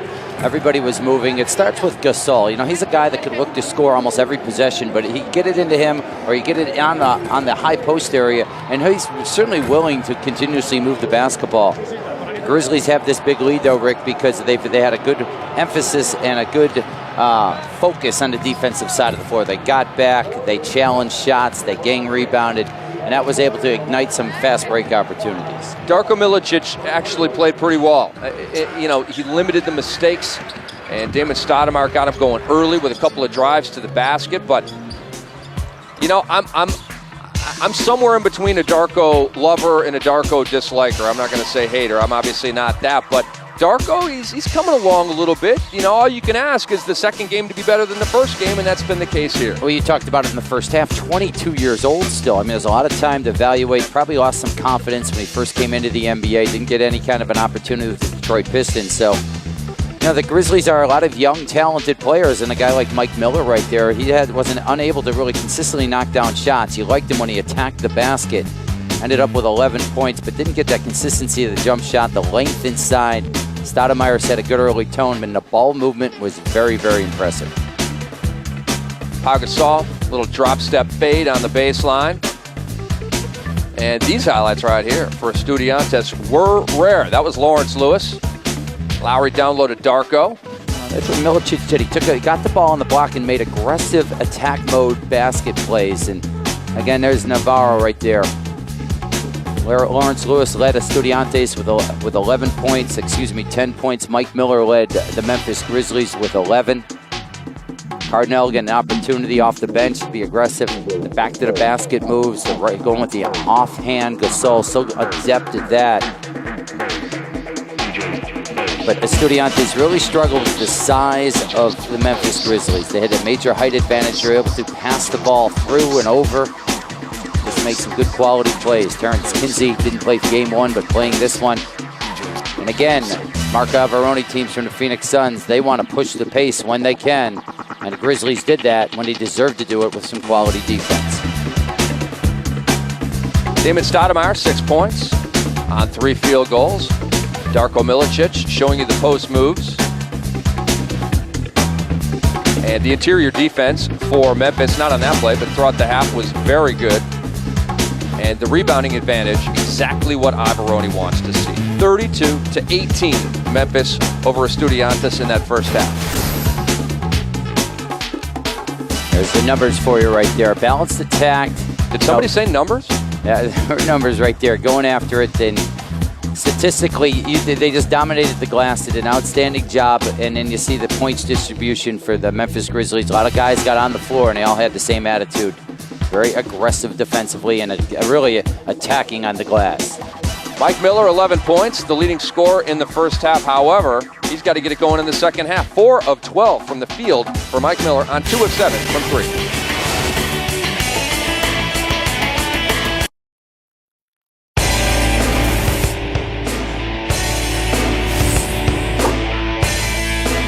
This is the first of 2 on NBA TV.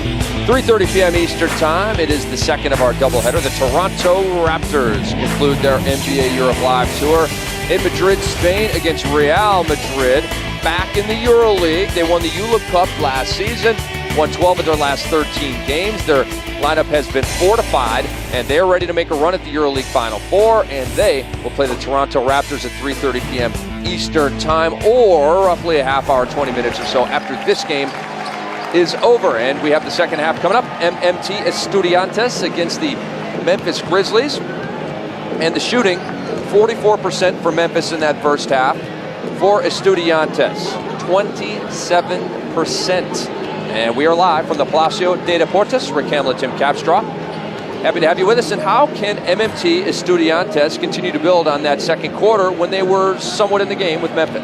Well, they did a better job of getting themselves some easier opportunities with improved ball movement. I think early in the game they were settling for 1-2 passes and trying to score the ball. No, you've got to put pressure on the Grizzly defense by working them and getting the ball moved side to side and inside out and put some pressure on the rotation so they can get some open looks. The one thing Estudiantes has, Rick, is capable shooters. Now, the problem was they didn't get open looks. And so these guys were really not able to knock down shots at the level which they are capable of doing. Spencer Haywood in the house, part of the NBA Europe Live Tour. I saw Bill Russell down under the basket yesterday in London for the Raptors. I'm sorry, for the Timberwolves and Celtics game. Rick Barry, I know, is on this trip, one of the NBA legends. I saw Clyde Drexler at one of the earlier games. And, you know, those legends and fantastic players are such a part of the rich history of the NBA. I just think it's a fantastic idea to just keep them involved with the NBA Cares projects and bringing them out here to games and meeting and greeting the people and just sort of merging the old with the new, because those guys laid the groundwork for everything we're seeing here. True ambassadors of the game. And we talk about them ambassadors in the United States. No, internationally now. This is an international game, a game of NBA basketball, and certainly does the NBA a lot of good to have these guys as part of the program. There's no doubt about it. There's Lawrence Lewis and Paul Gasol, and I think it's going to be interesting we get a look now in the second half to watch Michael Conley play at the point guard position for the Memphis Grizzlies. So good to time now to start this second half. There he is, number 11 in Navy. And this is just how they did it in the first game against Malaga. It was Damon and Michael Conley splitting the time. Then Lowry got a lot of minutes in the second half, and you would expect the exact opposite here with Conley getting a lot of minutes in the second half. He starts the second half after not playing in the first. And a foul drawn on Estudiantes. Now, did they not get the start time of this game? 12:30 that might have been a little early. Eastern time. Did they not get, because they've been okay since the start of the second quarter. Exactly. This didn't get out of the gate. Grizzlies took it right to them, and then since that time, played even. Actually, better than even. There's Gasol at the top. See his vision? Nice. What a weapon that is. He's so tall, at 7 foot tall. He can just see everything, and he's such a threat that he can just pass over the top. You've got to come out at him with high hands because he will visually pick you apart. Pau is always a 3+ assist per game guy, and from the center position, that is a very good number. Most centers are 1.5, 2 if they're lucky. Pau Gasol, like a Tim Duncan, he's a guy that's always between 3 and 4 assists per game. Very good passer. And a very good passer, and he hasn't necessarily had the talent around him to accentuate that passing ability. His numbers could be higher with better scoring players. They got a lot of talent on this team, Capper. I really think that all they have to do is just be patient, preach stability, and things will start happening for them. Michael Conley, and that's tapped in athletically by Hakeem Warrick. Jack Nee says, score the goal. It's going to take a year or two. Let's face it. This team is starting over right now, but it's not like the cupboard is bare. It's not like this is an expansion team with some broken down 35-year-olds and a bunch of first-round picks. They got a lot of nice players on this team. You know what they are? They're raw, though, aren't they? I mean, they're raw athletes. You don't really know exactly where they stand. It's going to take some time, but there's some pieces there. Estudiantes has a little more fight in them right now. Urtasun right there got that rebound against Mike Miller. A bit shocked in the early going. I think Stoudamire set an early tone. He just took a few plays to the basket in transition, got some easy looks. Gasol was impressive in the opening minutes. Estudiantes was just a little too kind of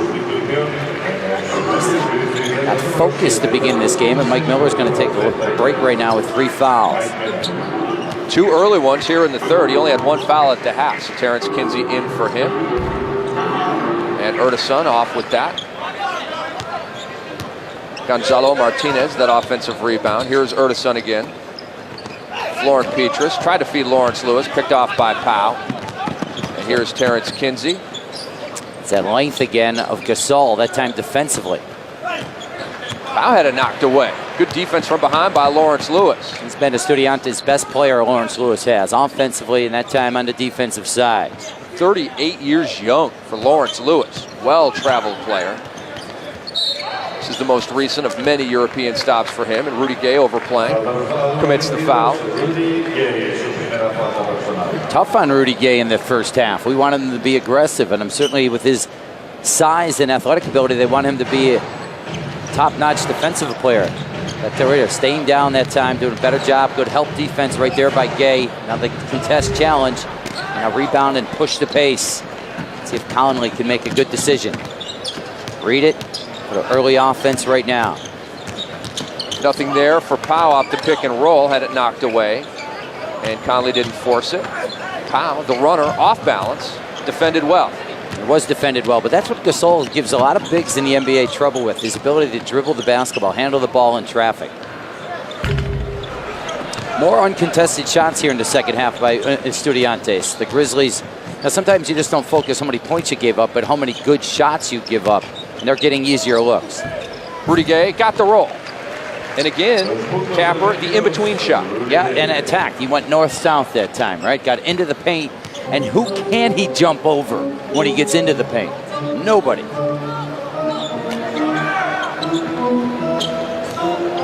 Here is Lewis working against Powell. Look at Ivoroni working hard on the sideline, getting in defensive crouches, talking to his guys, getting them pumped up on that side. But Hakeem Warrick called on the foul.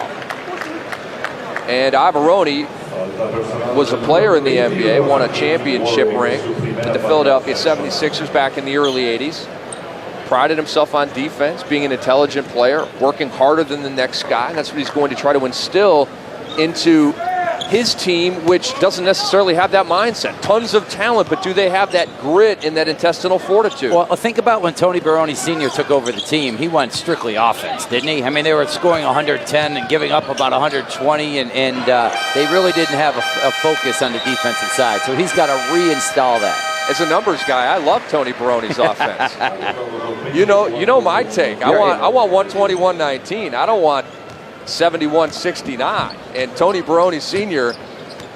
definitely obliged in that regard. Well, I like that right there. The effort on the defensive side, and Gasol sprinting out, contesting, challenging, and rejecting the shot.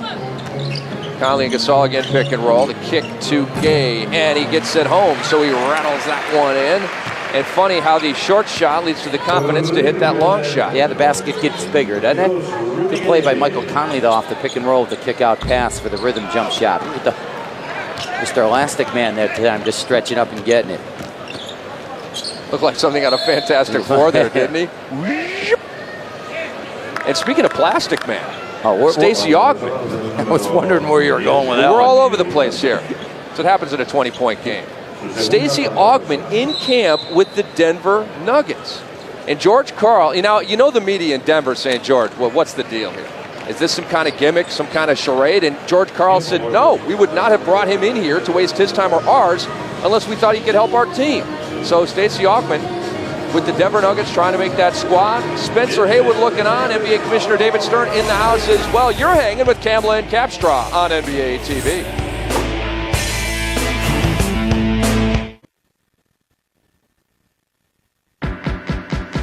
It's time for the Adidas game summary, and the timing of this one is impeccable. Check out these numbers.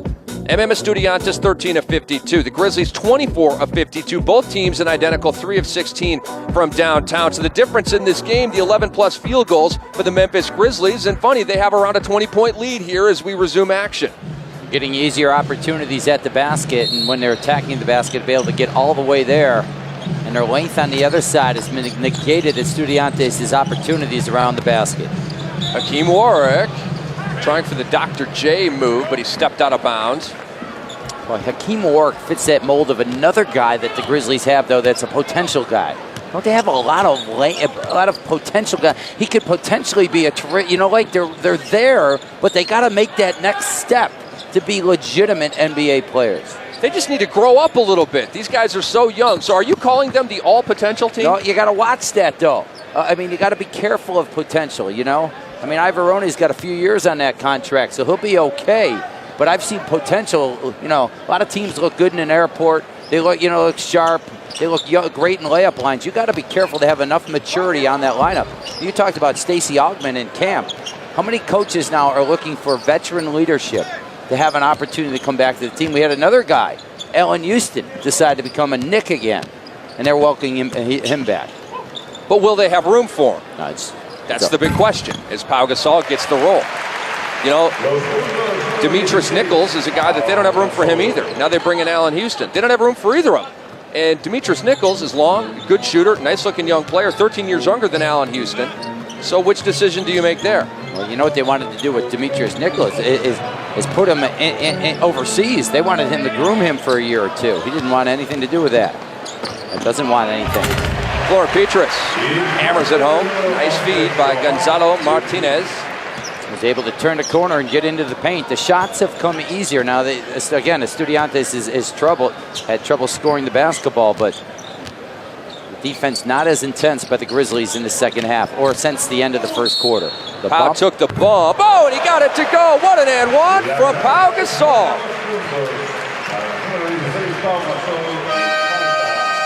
How about that? Absorbing the contact, taking the extra step in, hard push right there. Stays with the play, and another example of the talent. Daniel Clark saying, wow.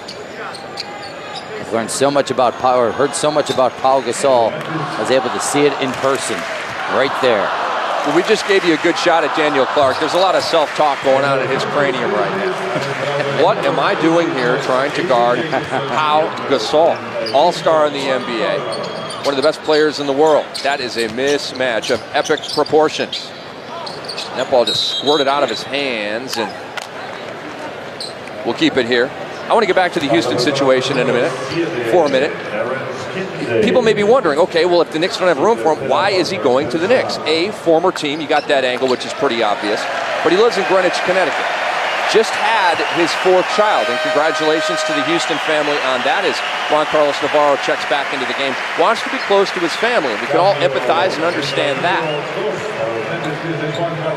But it's a curious decision to go to a team that may not have room for him, but that's how that's where his priorities are right now. It's all about family first, and if the NBA works out based on where my family's at and my happiness with that situation, then we'll go forward. Well, his other option would have been the New Jersey Nets, were probably because of proximity, but the New Jersey Nets had to go along the lines of obtaining Darrell Armstrong because Marcus Williams was going to be out for about 6 weeks with a foot injury, and I think the Nets did a very good job, a smart move, picking up Darrell Armstrong and his leadership. We've talked a lot about how much you need that leadership in the NBA. Foul from behind on Florent Pietrus guarding Pau Gasol. France against Spain right there. And Pau hit another shot to the delight of this crowd. Now, let me bring this up. Darrell Armstrong, loved to get for the New Jersey Nets, absolutely. When I saw him out there, however, I'm thinking perfect fit up in Boston with the Celtics. Remember, Darrell Armstrong played for the Orlando Magic when Doc Rivers was the coach there. That was the year they made that move. I think they were a 500 team and they were expected to win 20 games. Doc won Coach of the Year that year. And I just thought he would have been a perfect fit to tutor the young guys, to give you 20 minutes off the bench. He can still play the game. And I'm second guessing who is going to be the executive of the year. Danny Ainge of the Boston Celtics, for getting Ray Allen, getting Kevin Garnett, is going to win exec of the year. But I don't think he's done a good enough job of backing up the point guard position with a veteran, because as of right now, they do not have a veteran point guard on that roster. They don't. Rondo is really the only true point guard. Tony Allen can play some. They utilized Eddie House in the game we saw against the Toronto Raptors as the backup point guard. But I'll tell you, over an 82-game season, you're not going to be able to get away with that. And there are some veteran point guards that were available, as we see Daniel Clark knock down a perimeter shot. I'm with you on that one. There's no point counterpoint here. I'm with you on that point. And I want to emphasize again, Danny Ainge has been the best executive in the NBA since the last season ended. Pau Gasol, the runner, comes off the rim. The best. He will win executive of the year. But I just think he's leaving himself open to criticism and second guessing when they get in the playoffs and they don't have that backup point guard. Now, they've got all season up until the deadline to make something happen as Jesse Young hits.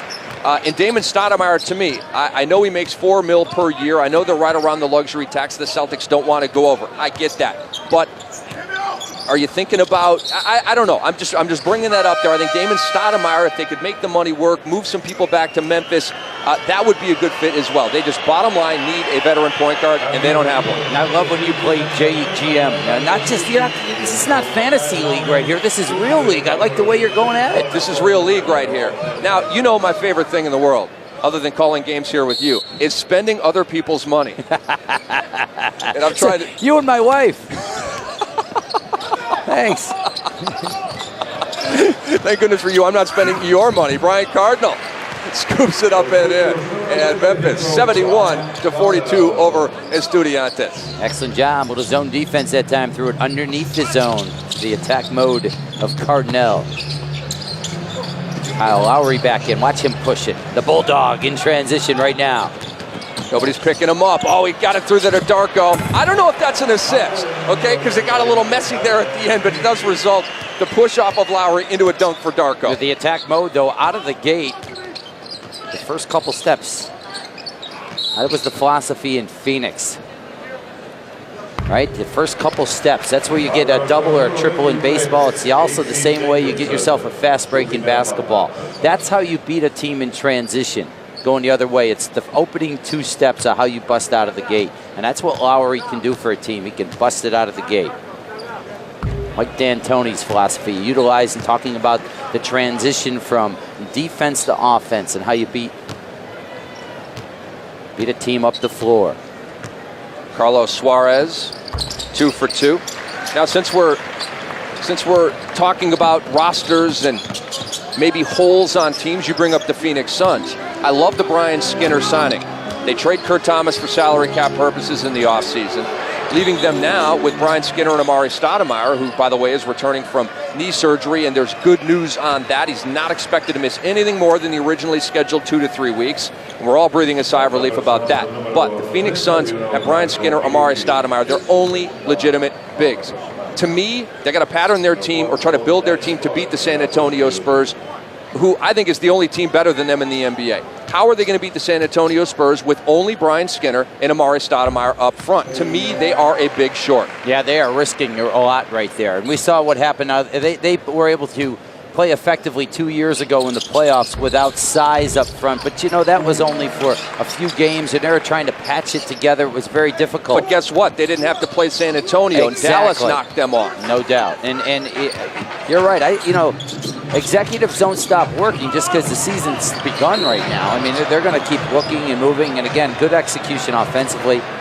They like Cardinal on the floor. He's a good high post player, trying to get the ball in Milicic's hands to build that continuous confidence. There's a couple of good ones still out there, Capper. P.J. Brown, mulling over retirement or return. Chris Webber, mulling over retirement or return. He said he wants to go to the Pistons, but they don't need him. They've already kind of moved on without him. Under 10 on the shot clock, and that shot from the right wing is knocked down for 3 by Javier Beirán. 25-point game. I mean, if they get P.J. Brown or Chris Webber, you're going to hear the last of me talking about the Suns being a big short. I think either of those guys would come in and do exactly what they want. Now, are they shot blockers? No. But is it another big body, a veteran body that can make plays in the playoffs to put on a Tim Duncan? Yes. A guy like P.J. Brown is a guy that can make a jump shot. Yep. You know how often that Steve Nash was able to set up the guys for those open opportunities. We'll see what happens.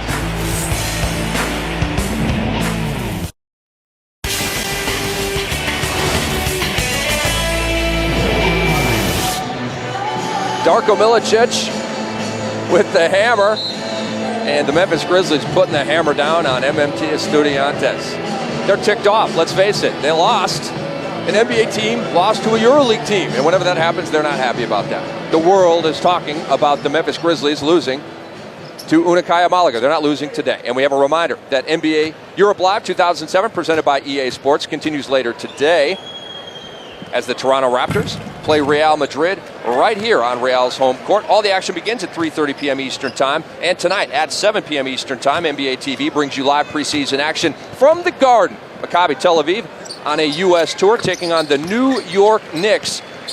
And for complete coverage of NBA Europe Live 2007 and preseason coverage, all you have to do is type in NBA.com, enter, and you're there. We are at the Palacio de Deportes in Madrid, Spain. Grizzlies and Estudiantes in a blowout. Glad to have you with us. Kamla Capstraw. And a reminder that the Houston Rockets tonight will be hosting Panathinaikos, the defending EuroLeague champs.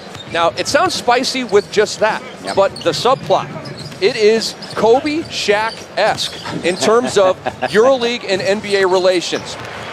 Outside shot from the corner by Casey Jacobsen, back in the NBA with the Grizzlies. Vasilis Spanoulis did not get along with Jeff Van Gundy in his first year with the Houston Rockets last year. Didn't like America. Didn't like anything about his situation over here, despite the fact that he was making millions. In the offseason, traded to the San Antonio Spurs and the Jackie Butler deal. Didn't want to play there either. All right, so it's not just a Rocket thing. It's an anti-NBA thing, or at least a pro-Greece thing. So Vasilis Spanoulis, one of the leaders of the Greek national team, and obviously a longtime player for Panathinaikos, he is back with Panathinaikos and now back in Houston playing the Rockets, for which he had so much disdain a year ago. I have a feeling they won't be cheering him in Houston tonight, Tim. Well, yeah, he had a lot of interesting quotes as the season wore on last year, and Spanoulis was not a happy camper with the Houston Rockets at all. And so funny how things tend to work out, isn't it? And then he's back with Panathinaikos. The trip was probably planned 2 years ago, and here he is. Hey, the good news, Vasilis, you're back with us. The bad news, we're going to Houston. What do you think of that? Can you be with us? And he says, sure, I'll go back. And Spanoulis really plays well with the European game. He's an outstanding penetrator, pick-and-roll guy, and certainly did not find his niche in the NBA. Certainly Panathinaikos has a whole lot of other talent, though. We've really admired their ability in the EuroLeague the last few seasons. No doubt about it. And I just love the grit and basketball IQ and obviously skill level of most of the Greek players. I really think they get how to play the game of basketball to win. It's not about numbers. It's not about individual stuff. It's about team basketball. You see guys getting benched. You see guys starting the first half. They don't play in the second half, and they don't care. They just want to win, and Spanoulis is that type of guy. Just didn't work out with Van Gundy. It was just an oil and water situation. Oh, from behind the block by Brian Cardinal. Sergio Sánchez tried to get it. Daniel Clark again, and he hits it. Daniel Clark, the brick, scoring. Staying with the play that time. Juan Carlos Navarro back into the game, but a quiet game so far for Navarro. Coming off that explosive opening game. Hasn't gotten the same kind of looks. There's Jacobsen. Casey Jacobsen and Brian Cardinal flying out of bounds for the loose ball in a blowout. That's how he rolls. And for Casey Jacobsen, Tim, let's get into his story a little bit. 4th NBA season, but he went over to Europe for a couple of years. A year with Tau Ceramica. Last year he played in Germany. Went to the EuroLeague Final Four with Tau that year. 37% shooter from three-point range in his NBA career. That is his forte, and that's why he's back in the league with Memphis. Certainly can do that, knock down shots. I like the way Milicic has been aggressive and assertive, not only scoring, but rebounding the basketball. Really built himself up, right? He has an NBA physique right now. Last possession of the quarter. Howard's going to attack off the high screen and roll. Lowry bounds into his man, offensive foul. Easy call for Luis Grillo. 6.6 to go in the third quarter, and MMT Estudiantes will get it back. Talked about Lowry's toughness and how he likes to attack the basket at that time. Not a smart move. Cardinal does a lot of things on the floor. The one thing he's not known for is his shot blocking ability. That was a surprise. Sánchez, and a turnover on him. Dueling turns in the final 10 seconds of the third quarter, and Mariano de Pablos saying, is this game over yet? I enjoy that dark hair he has right now. That won't be for long. He stays in his coaching profession. Mariano, 32 years old. And Tim, I look at your, are you coloring your hair? Oh, yeah, I'm keeping Grecian in business, baby. Stock is up. Because I don't see too many grays popping out. No. There's probably more gray in my head. I'm hiding more things up to. Pau Gasol chuckling, not at us. But what happened on the court? I mean, they're going to set a record here for turnovers in the final 10 seconds of a quarter. And you wonder if Pau Gasol is going to get back into this game. Came in with a mildly strained groin. Sergio Sánchez, no dice. Third quarter, complete in Madrid. And the Memphis Grizzlies, not surprisingly, waylaying MMT Estudiantes by 28 points. So we head to the fourth. Pau Gasol, Juan Carlos Navarro in their homeland, rocking and rolling in Madrid. We'll be right back.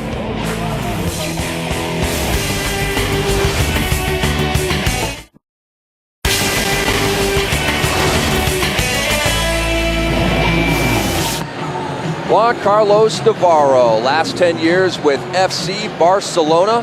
won a EuroLeague championship with them in 2003. He and his Memphis Grizzlies live on NBA TV against MMT Estudiantes. Rick Hamla, Tim Capstraw on the call. Juan Carlos has got to start getting some shots up. This is why these people are here. This is why they're watching Juan Carlos Navarro get him some looks on the offensive end.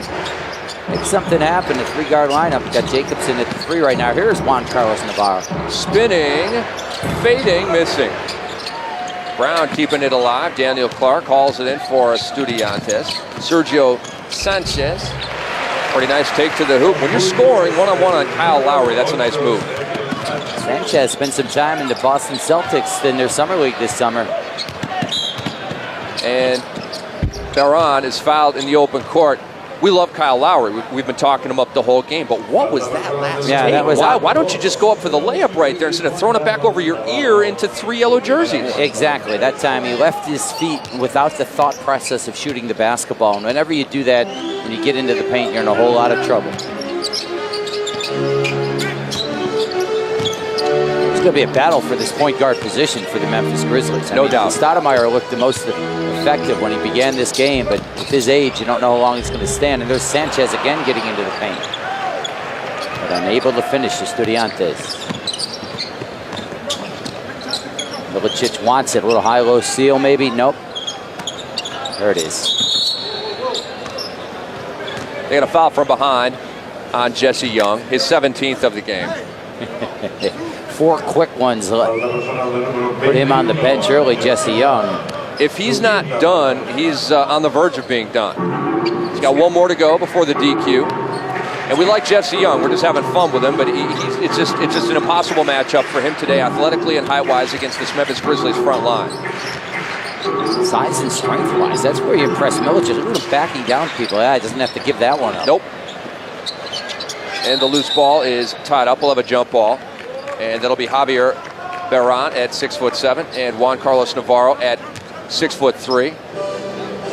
And Juan Carlos Navarro can do a lot of things well, scoring the ball, namely being one of them, but jumping and getting off the floor, not one of his specialties. He's got some issues with gravity, there's no doubt about that, but he has certainly ability and talent. We just haven't seen it flourish in this game. Certainly wants to do a lot for the home crowd. I think Ivaroni's going to keep him on the floor for this 4th quarter for an opportunity to show what he can do. He was outstanding again in game 1 with 21 points. We talked often about Navarro, though. What was he going to be in the NBA? Was he going to be a point guard? We thought he might be too small for the 2-guard position. You know what, Capper, is MMT turns it over here. I think 5 years ago I would have believed that, because the league was different 5 years ago. Now the smaller guys are becoming more of a factor. You think of Barbosa, does he really even have a position? I agree. You know what I mean? And Navarro, there's really not a position for him. He's not a point guard. He's not a true 2. He's just a good basketball player. I think in today's NBA that can work. No doubt. I mean, you see how it works with the 3 and 4 position now. A number of teams now play with a small lineup on the floor. A lot of positions have morphed into each other. You got the 1-2, the combos. You got the 3-4 position. Guys that can do both. Lowry hounding. Good pass by Sanchez. Oh, Daniel Clark wanted to posterize Darko Milicic. Darko said, you'll go to the line for 2 the hard way. Like the approach, though, by the young guy from England, Daniel Clark there. Off the catch by Sanchez. Good vision. It was hard to the basket. Sanchez has played well in this quarter. He's getting into the paint. A defensive philosophy of all NBA teams is no paint. Keep that ball out. And the Grizzlies did such a good job, certainly in the beginning of this game, and things are beginning to loosen up right now. And Sergio Sánchez is able to break down the defense. Again, you don't look at the score in the preseason right now. You look at possession by possession, how you are playing and how things will translate to an NBA game. So look at Torres. He's been on the draft radar in his career, born in Sao Paulo, Brazil. 3rd year with Estudiantes. And that rebound snatched by Darko. Under 10 minutes to go in the game. Memphis on top by 26. And we have not seen a lot of Michael Conley in this game. And by the way, he does not want to be called Mike, and and he does not want the junior attached to his name either. Michael Conley is the way he wants to be known as an NBA player, as Darko Milicic throws it down. And of course, Michael Conley, the son of Mike Conley Sr., back in 1992, won a gold medal in the triple jump. He still wants to be known as Mike Conley Sr., though. Checked on that. And we're going to, he's a gold medalist. We'll call him whatever the heck he wants. Exactly. One of the greatest athletes of all time. And you know, one of my angles, I love it, the son of the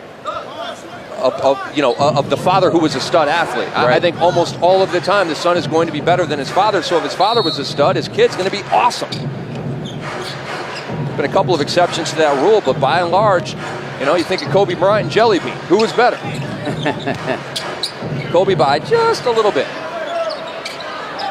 Zone defense right now, the movement and the look for Casey Jacobsen, whose eyes light up when he sees his zone D. Good ball movement, good execution right now. We've seen it a few possessions back. Good pick and roll pass by Navarro into the paint. That time around the horn. Off glass, scoring. That is Lawrence Lewis. A little rainer that time. Navarro ahead of the pack. Ooh, he got stuck under the basket, but he draws the foul. And this is a homecoming of sorts for Casey Jacobsen as well. Played a year in Vitoria, Spain with Tau Ceramica. Was one of their top players that season. And Juan Carlos Navarro and the Memphis Grizzlies walk off the court timeout style. We'll be back with the rest of the fourth quarter in just a bit.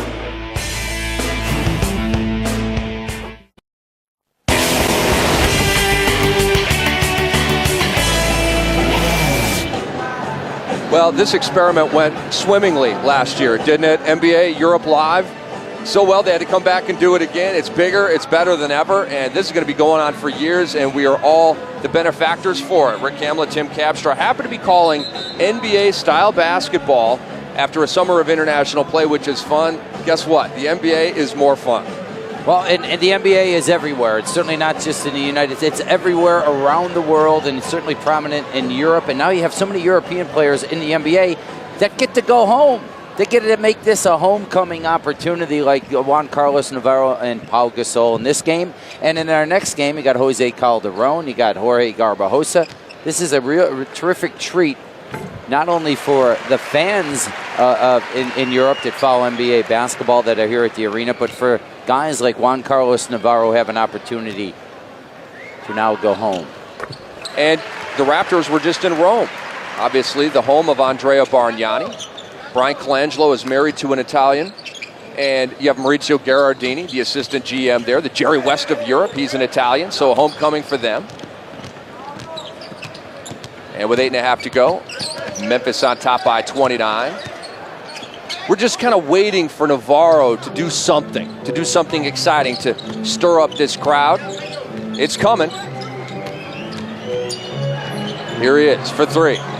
Hit 5 of them against Malaga. Well, one of the best things the Grizzlies have gotten out of this game is the confidence level of Darko Milicic. Here he is with the basketball. He's gotten a lot of minutes. He's been able to do things and feel good about himself.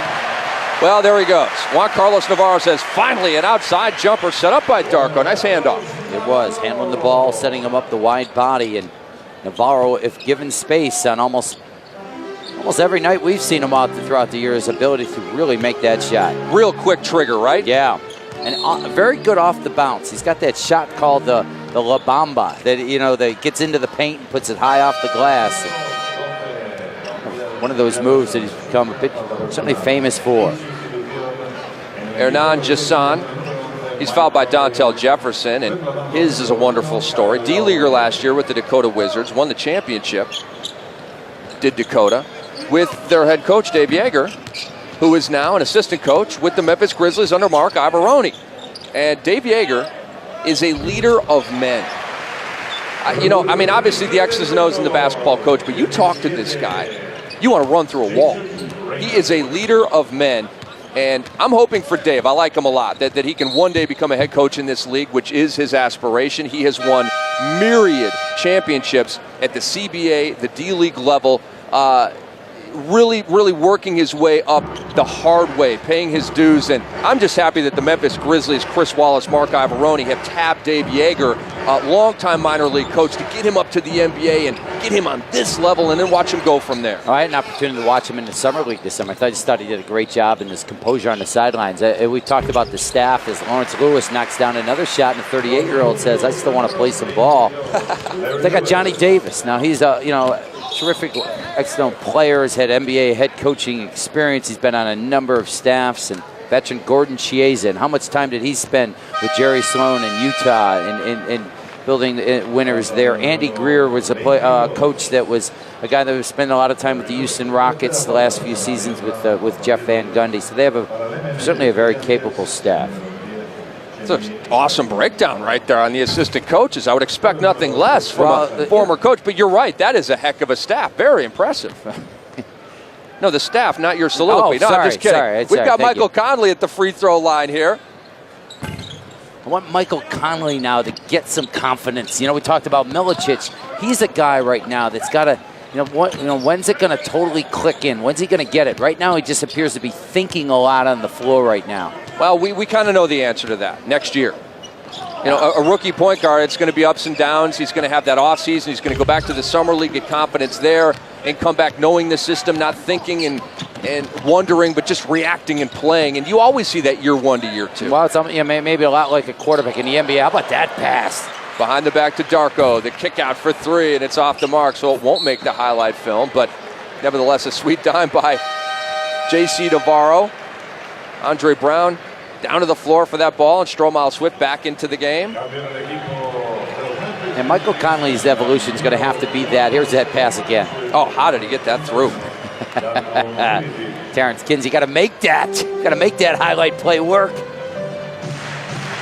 Dontel Jefferson missing that shot, excuse me. Andre Brown won the tap, but here we go the other way. Estudiantes, and the basket, Jose Urtasun. Fundamental breakdown. That'll be gone over in practice tomorrow. You can bet on that.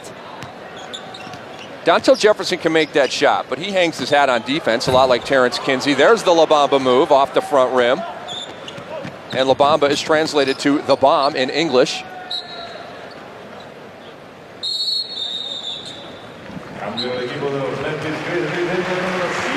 But obviously, Dave Yeager's input probably had a little something to do. Okay, a lot to do with Dontel Jefferson from Dakota to Memphis trying to make this team. We'll be right back.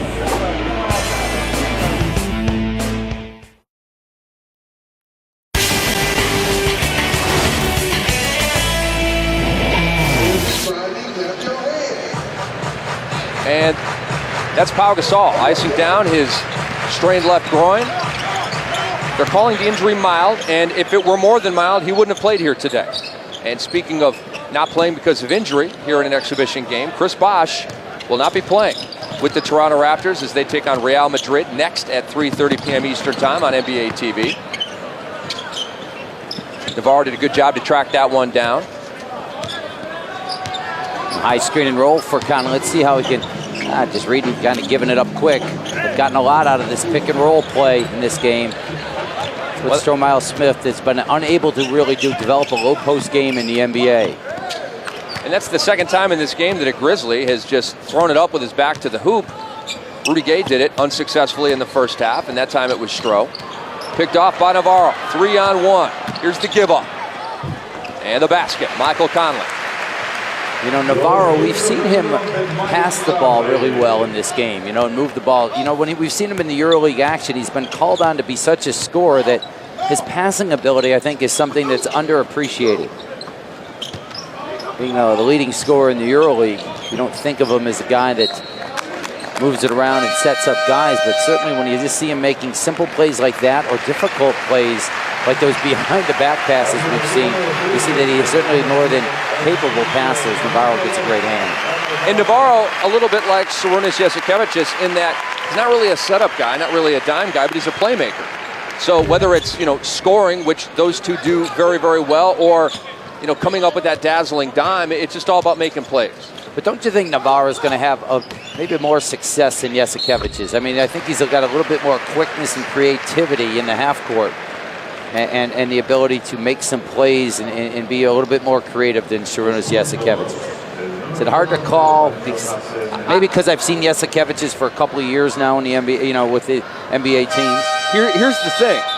I like to think I have a lot of stuff figured out about the NBA. I still can't understand how and why it didn't work out for Sarunas Jasikevičius in the NBA. I understand playing time and all this stuff, but he did play. There were stretches when he was in there, especially with the Indiana Pacers. It just didn't happen. And I'm at a loss for why it didn't happen, because we are talking about one of the best European players of all time. He has won myriad championships over there, dominated at the second highest level of basketball competition in the world, came over to the NBA and was a completely different player. I'm just at a loss to explain it. Yeah, I just think you got, so much is timing, right? Timing, the right place, the right time, the right level of confidence given to you by a coach. I mean, in European basketball, he's allowed that freedom. And an excellent job right there with the pick and roll game. Beautiful delivery, Mike Conley to Andre Brown. And beautiful feed right there. That's what the Grizzlies saw when they made the decision to draft Michael Conley, number 4 in the last draft. They let Alexander Johnson go. He's now kind of the new Alexander Johnson, that developmental big. And I like Andre Brown a little bit more. 6'9", 245 out of DePaul. Andre Brown, a 26-year-old. Probably not going to play a whole lot unless there's an injury, with 4 bigs in front of him. And Michael Conley gets all the way to the cup. His penetration ability is the strength of his game. Yeah, and we saw just prior to that a very good pass, that time getting all the way to the rim. And again, build his confidence up. Feels good about his game. But he can make a major impact with this Grizzly team. João Torres had it taken away by Dontel Jefferson. He can defend. Terrence Kinsey, soaking heat off of that baseline leaner. 3 minutes to go in this game from Madrid. Memphis 95, Estudiantes 70.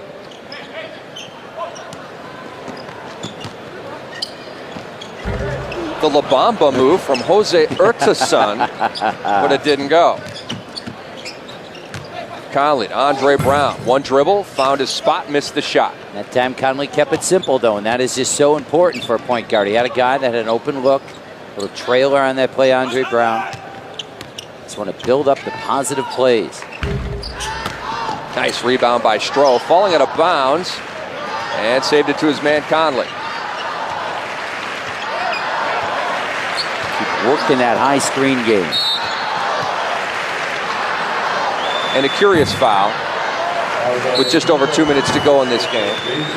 That was a foul like we want to get back in the game foul, like we're stopping the clock, we want to put you at the line foul.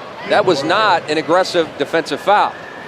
And Jason Granger, we had to time out the rest of the fourth. Coming up next.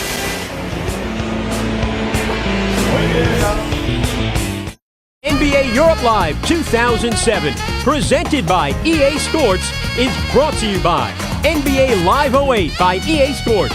If it's in the game, it's in the game. Today's game is presented by Adidas and by the City of Las Vegas. Only Vegas. Overtime guaranteed.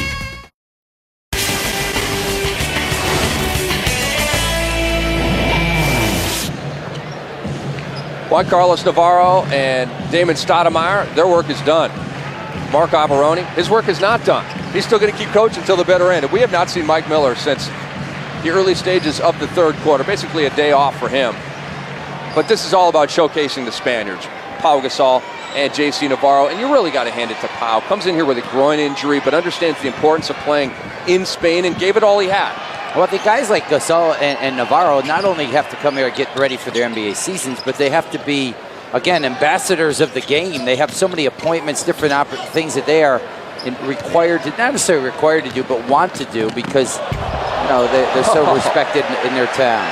Dontel Jefferson erased that one.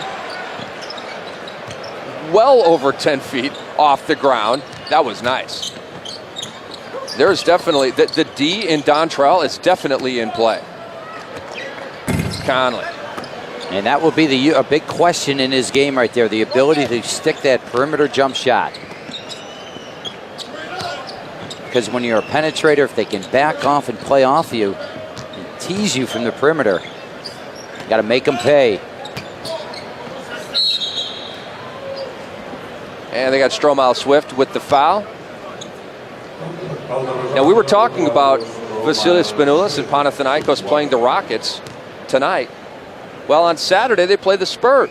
So both teams that Vasilis Spanoulis spurned, he's now playing in the preseason. And it's the Texas two-step for the defending EuroLeague champions from Panathinaikos. That's pretty cool. And we mentioned Maccabi Tel Aviv on an American tour as well, playing the Knicks tonight at the Garden. Well, Zalgiris is a EuroLeague team over here as well. They're going to play the Golden State Warriors, the Toronto Raptors, and the Washington Wizards. I'm sorry, the Washington... Why am I getting confused on it? The Wizards. The Wizards. Occasionally those old names and those old city names and team names you grew up with come back to haunt you. We got a minute to go. 95-72, Memphis over Estudiantes. Steal by Stroh, and a pretty good save right there. Conley, the spin. Conley to the cup. Oh, hanging and drawing the foul on Torres. And Michael Conley will head to the free throw line. Last year with Ohio State, nice numbers. 11.3 points, 6+ assists, 2.2 steals. Started 39 games, and of course, he and Greg Oden were the leaders of that team that went to the national championship game and lost to now two-time champs, the Florida Gators. And a reminder that NBA Europe Live 2007, presented by EA Sports, continues in just a bit. About a half hour from now, 3:30 p.m. Eastern Time, Raptors and Real Madrid on this court, and 7 p.m. tonight from Madison Square Garden, the world's most famous arena, Maccabi Tel Aviv and the New York Knicks. And Zach Randolph had a nice first game for the Knicks, 17 points. The Knicks will be playing without Eddie Curry. Might not play another preseason game. He's got a shoulder injury, will not require surgery. They're rehabbing it and resting it, and he should be ready for opening night. And I know all Knick fans, the entire Knick Nation, which is worldwide, breathed a huge sigh of relief when they got that news. He'll only be missing a couple of weeks of action, as opposed to, hey, if he had had surgery, that would have been a major problem. But it's important for him, Eddie Curry, and Zach Randolph to get back playing, either playing together, or how are they going to complement each other? That has been a storyline of the Knicks, as we talked about in the offseason, and they need some games and some time together to see how it all fits. I think they're going to be wonderful on the offensive end. I think the fantasy owners out there around the world are going to make a living off of New York Knicks. Defensively, ouch. I mean, they're going to give up well into the 100s. Do they have a defensive player on their team, Tim Capstraw? Wow. One. Can you name one? Well, I don't know. A guy committed. Well, Ronaldo Balkman is an energy guy that works hard, but you're right. In their lineup, I mean, Crawford is a guy that wants to play defense. That's their issue. You're right. They have a lot of talented offensive players, but you have to be committed on the defensive side of the floor to have sustained success in the NBA. I'm sure that's what Isaiah Thomas is working on in training camp right now. Under a half minute to go. Andre Brown hits the baseline. Jay, pretty good looking player. He sure did. The way he elevated right there with a hang time in the air for the 6'9" Andre Brown. About a second difference between the shot and game clock. So Memphis presumably has attempted their last shot of the game. Jason Granger, the kick out. And a long three is off the mark. The rebound taken by Stromile Swift. He'll cross half court and chill. And with that, the Memphis Grizzlies get the win, 98-73. So they turned the frown upside down. They lost to Malaga a couple of days ago, 102-99. And Memphis says, we are an NBA team, and we are going to crush MMT Estudiantes by 25. We're back to wrap up our coverage in a moment.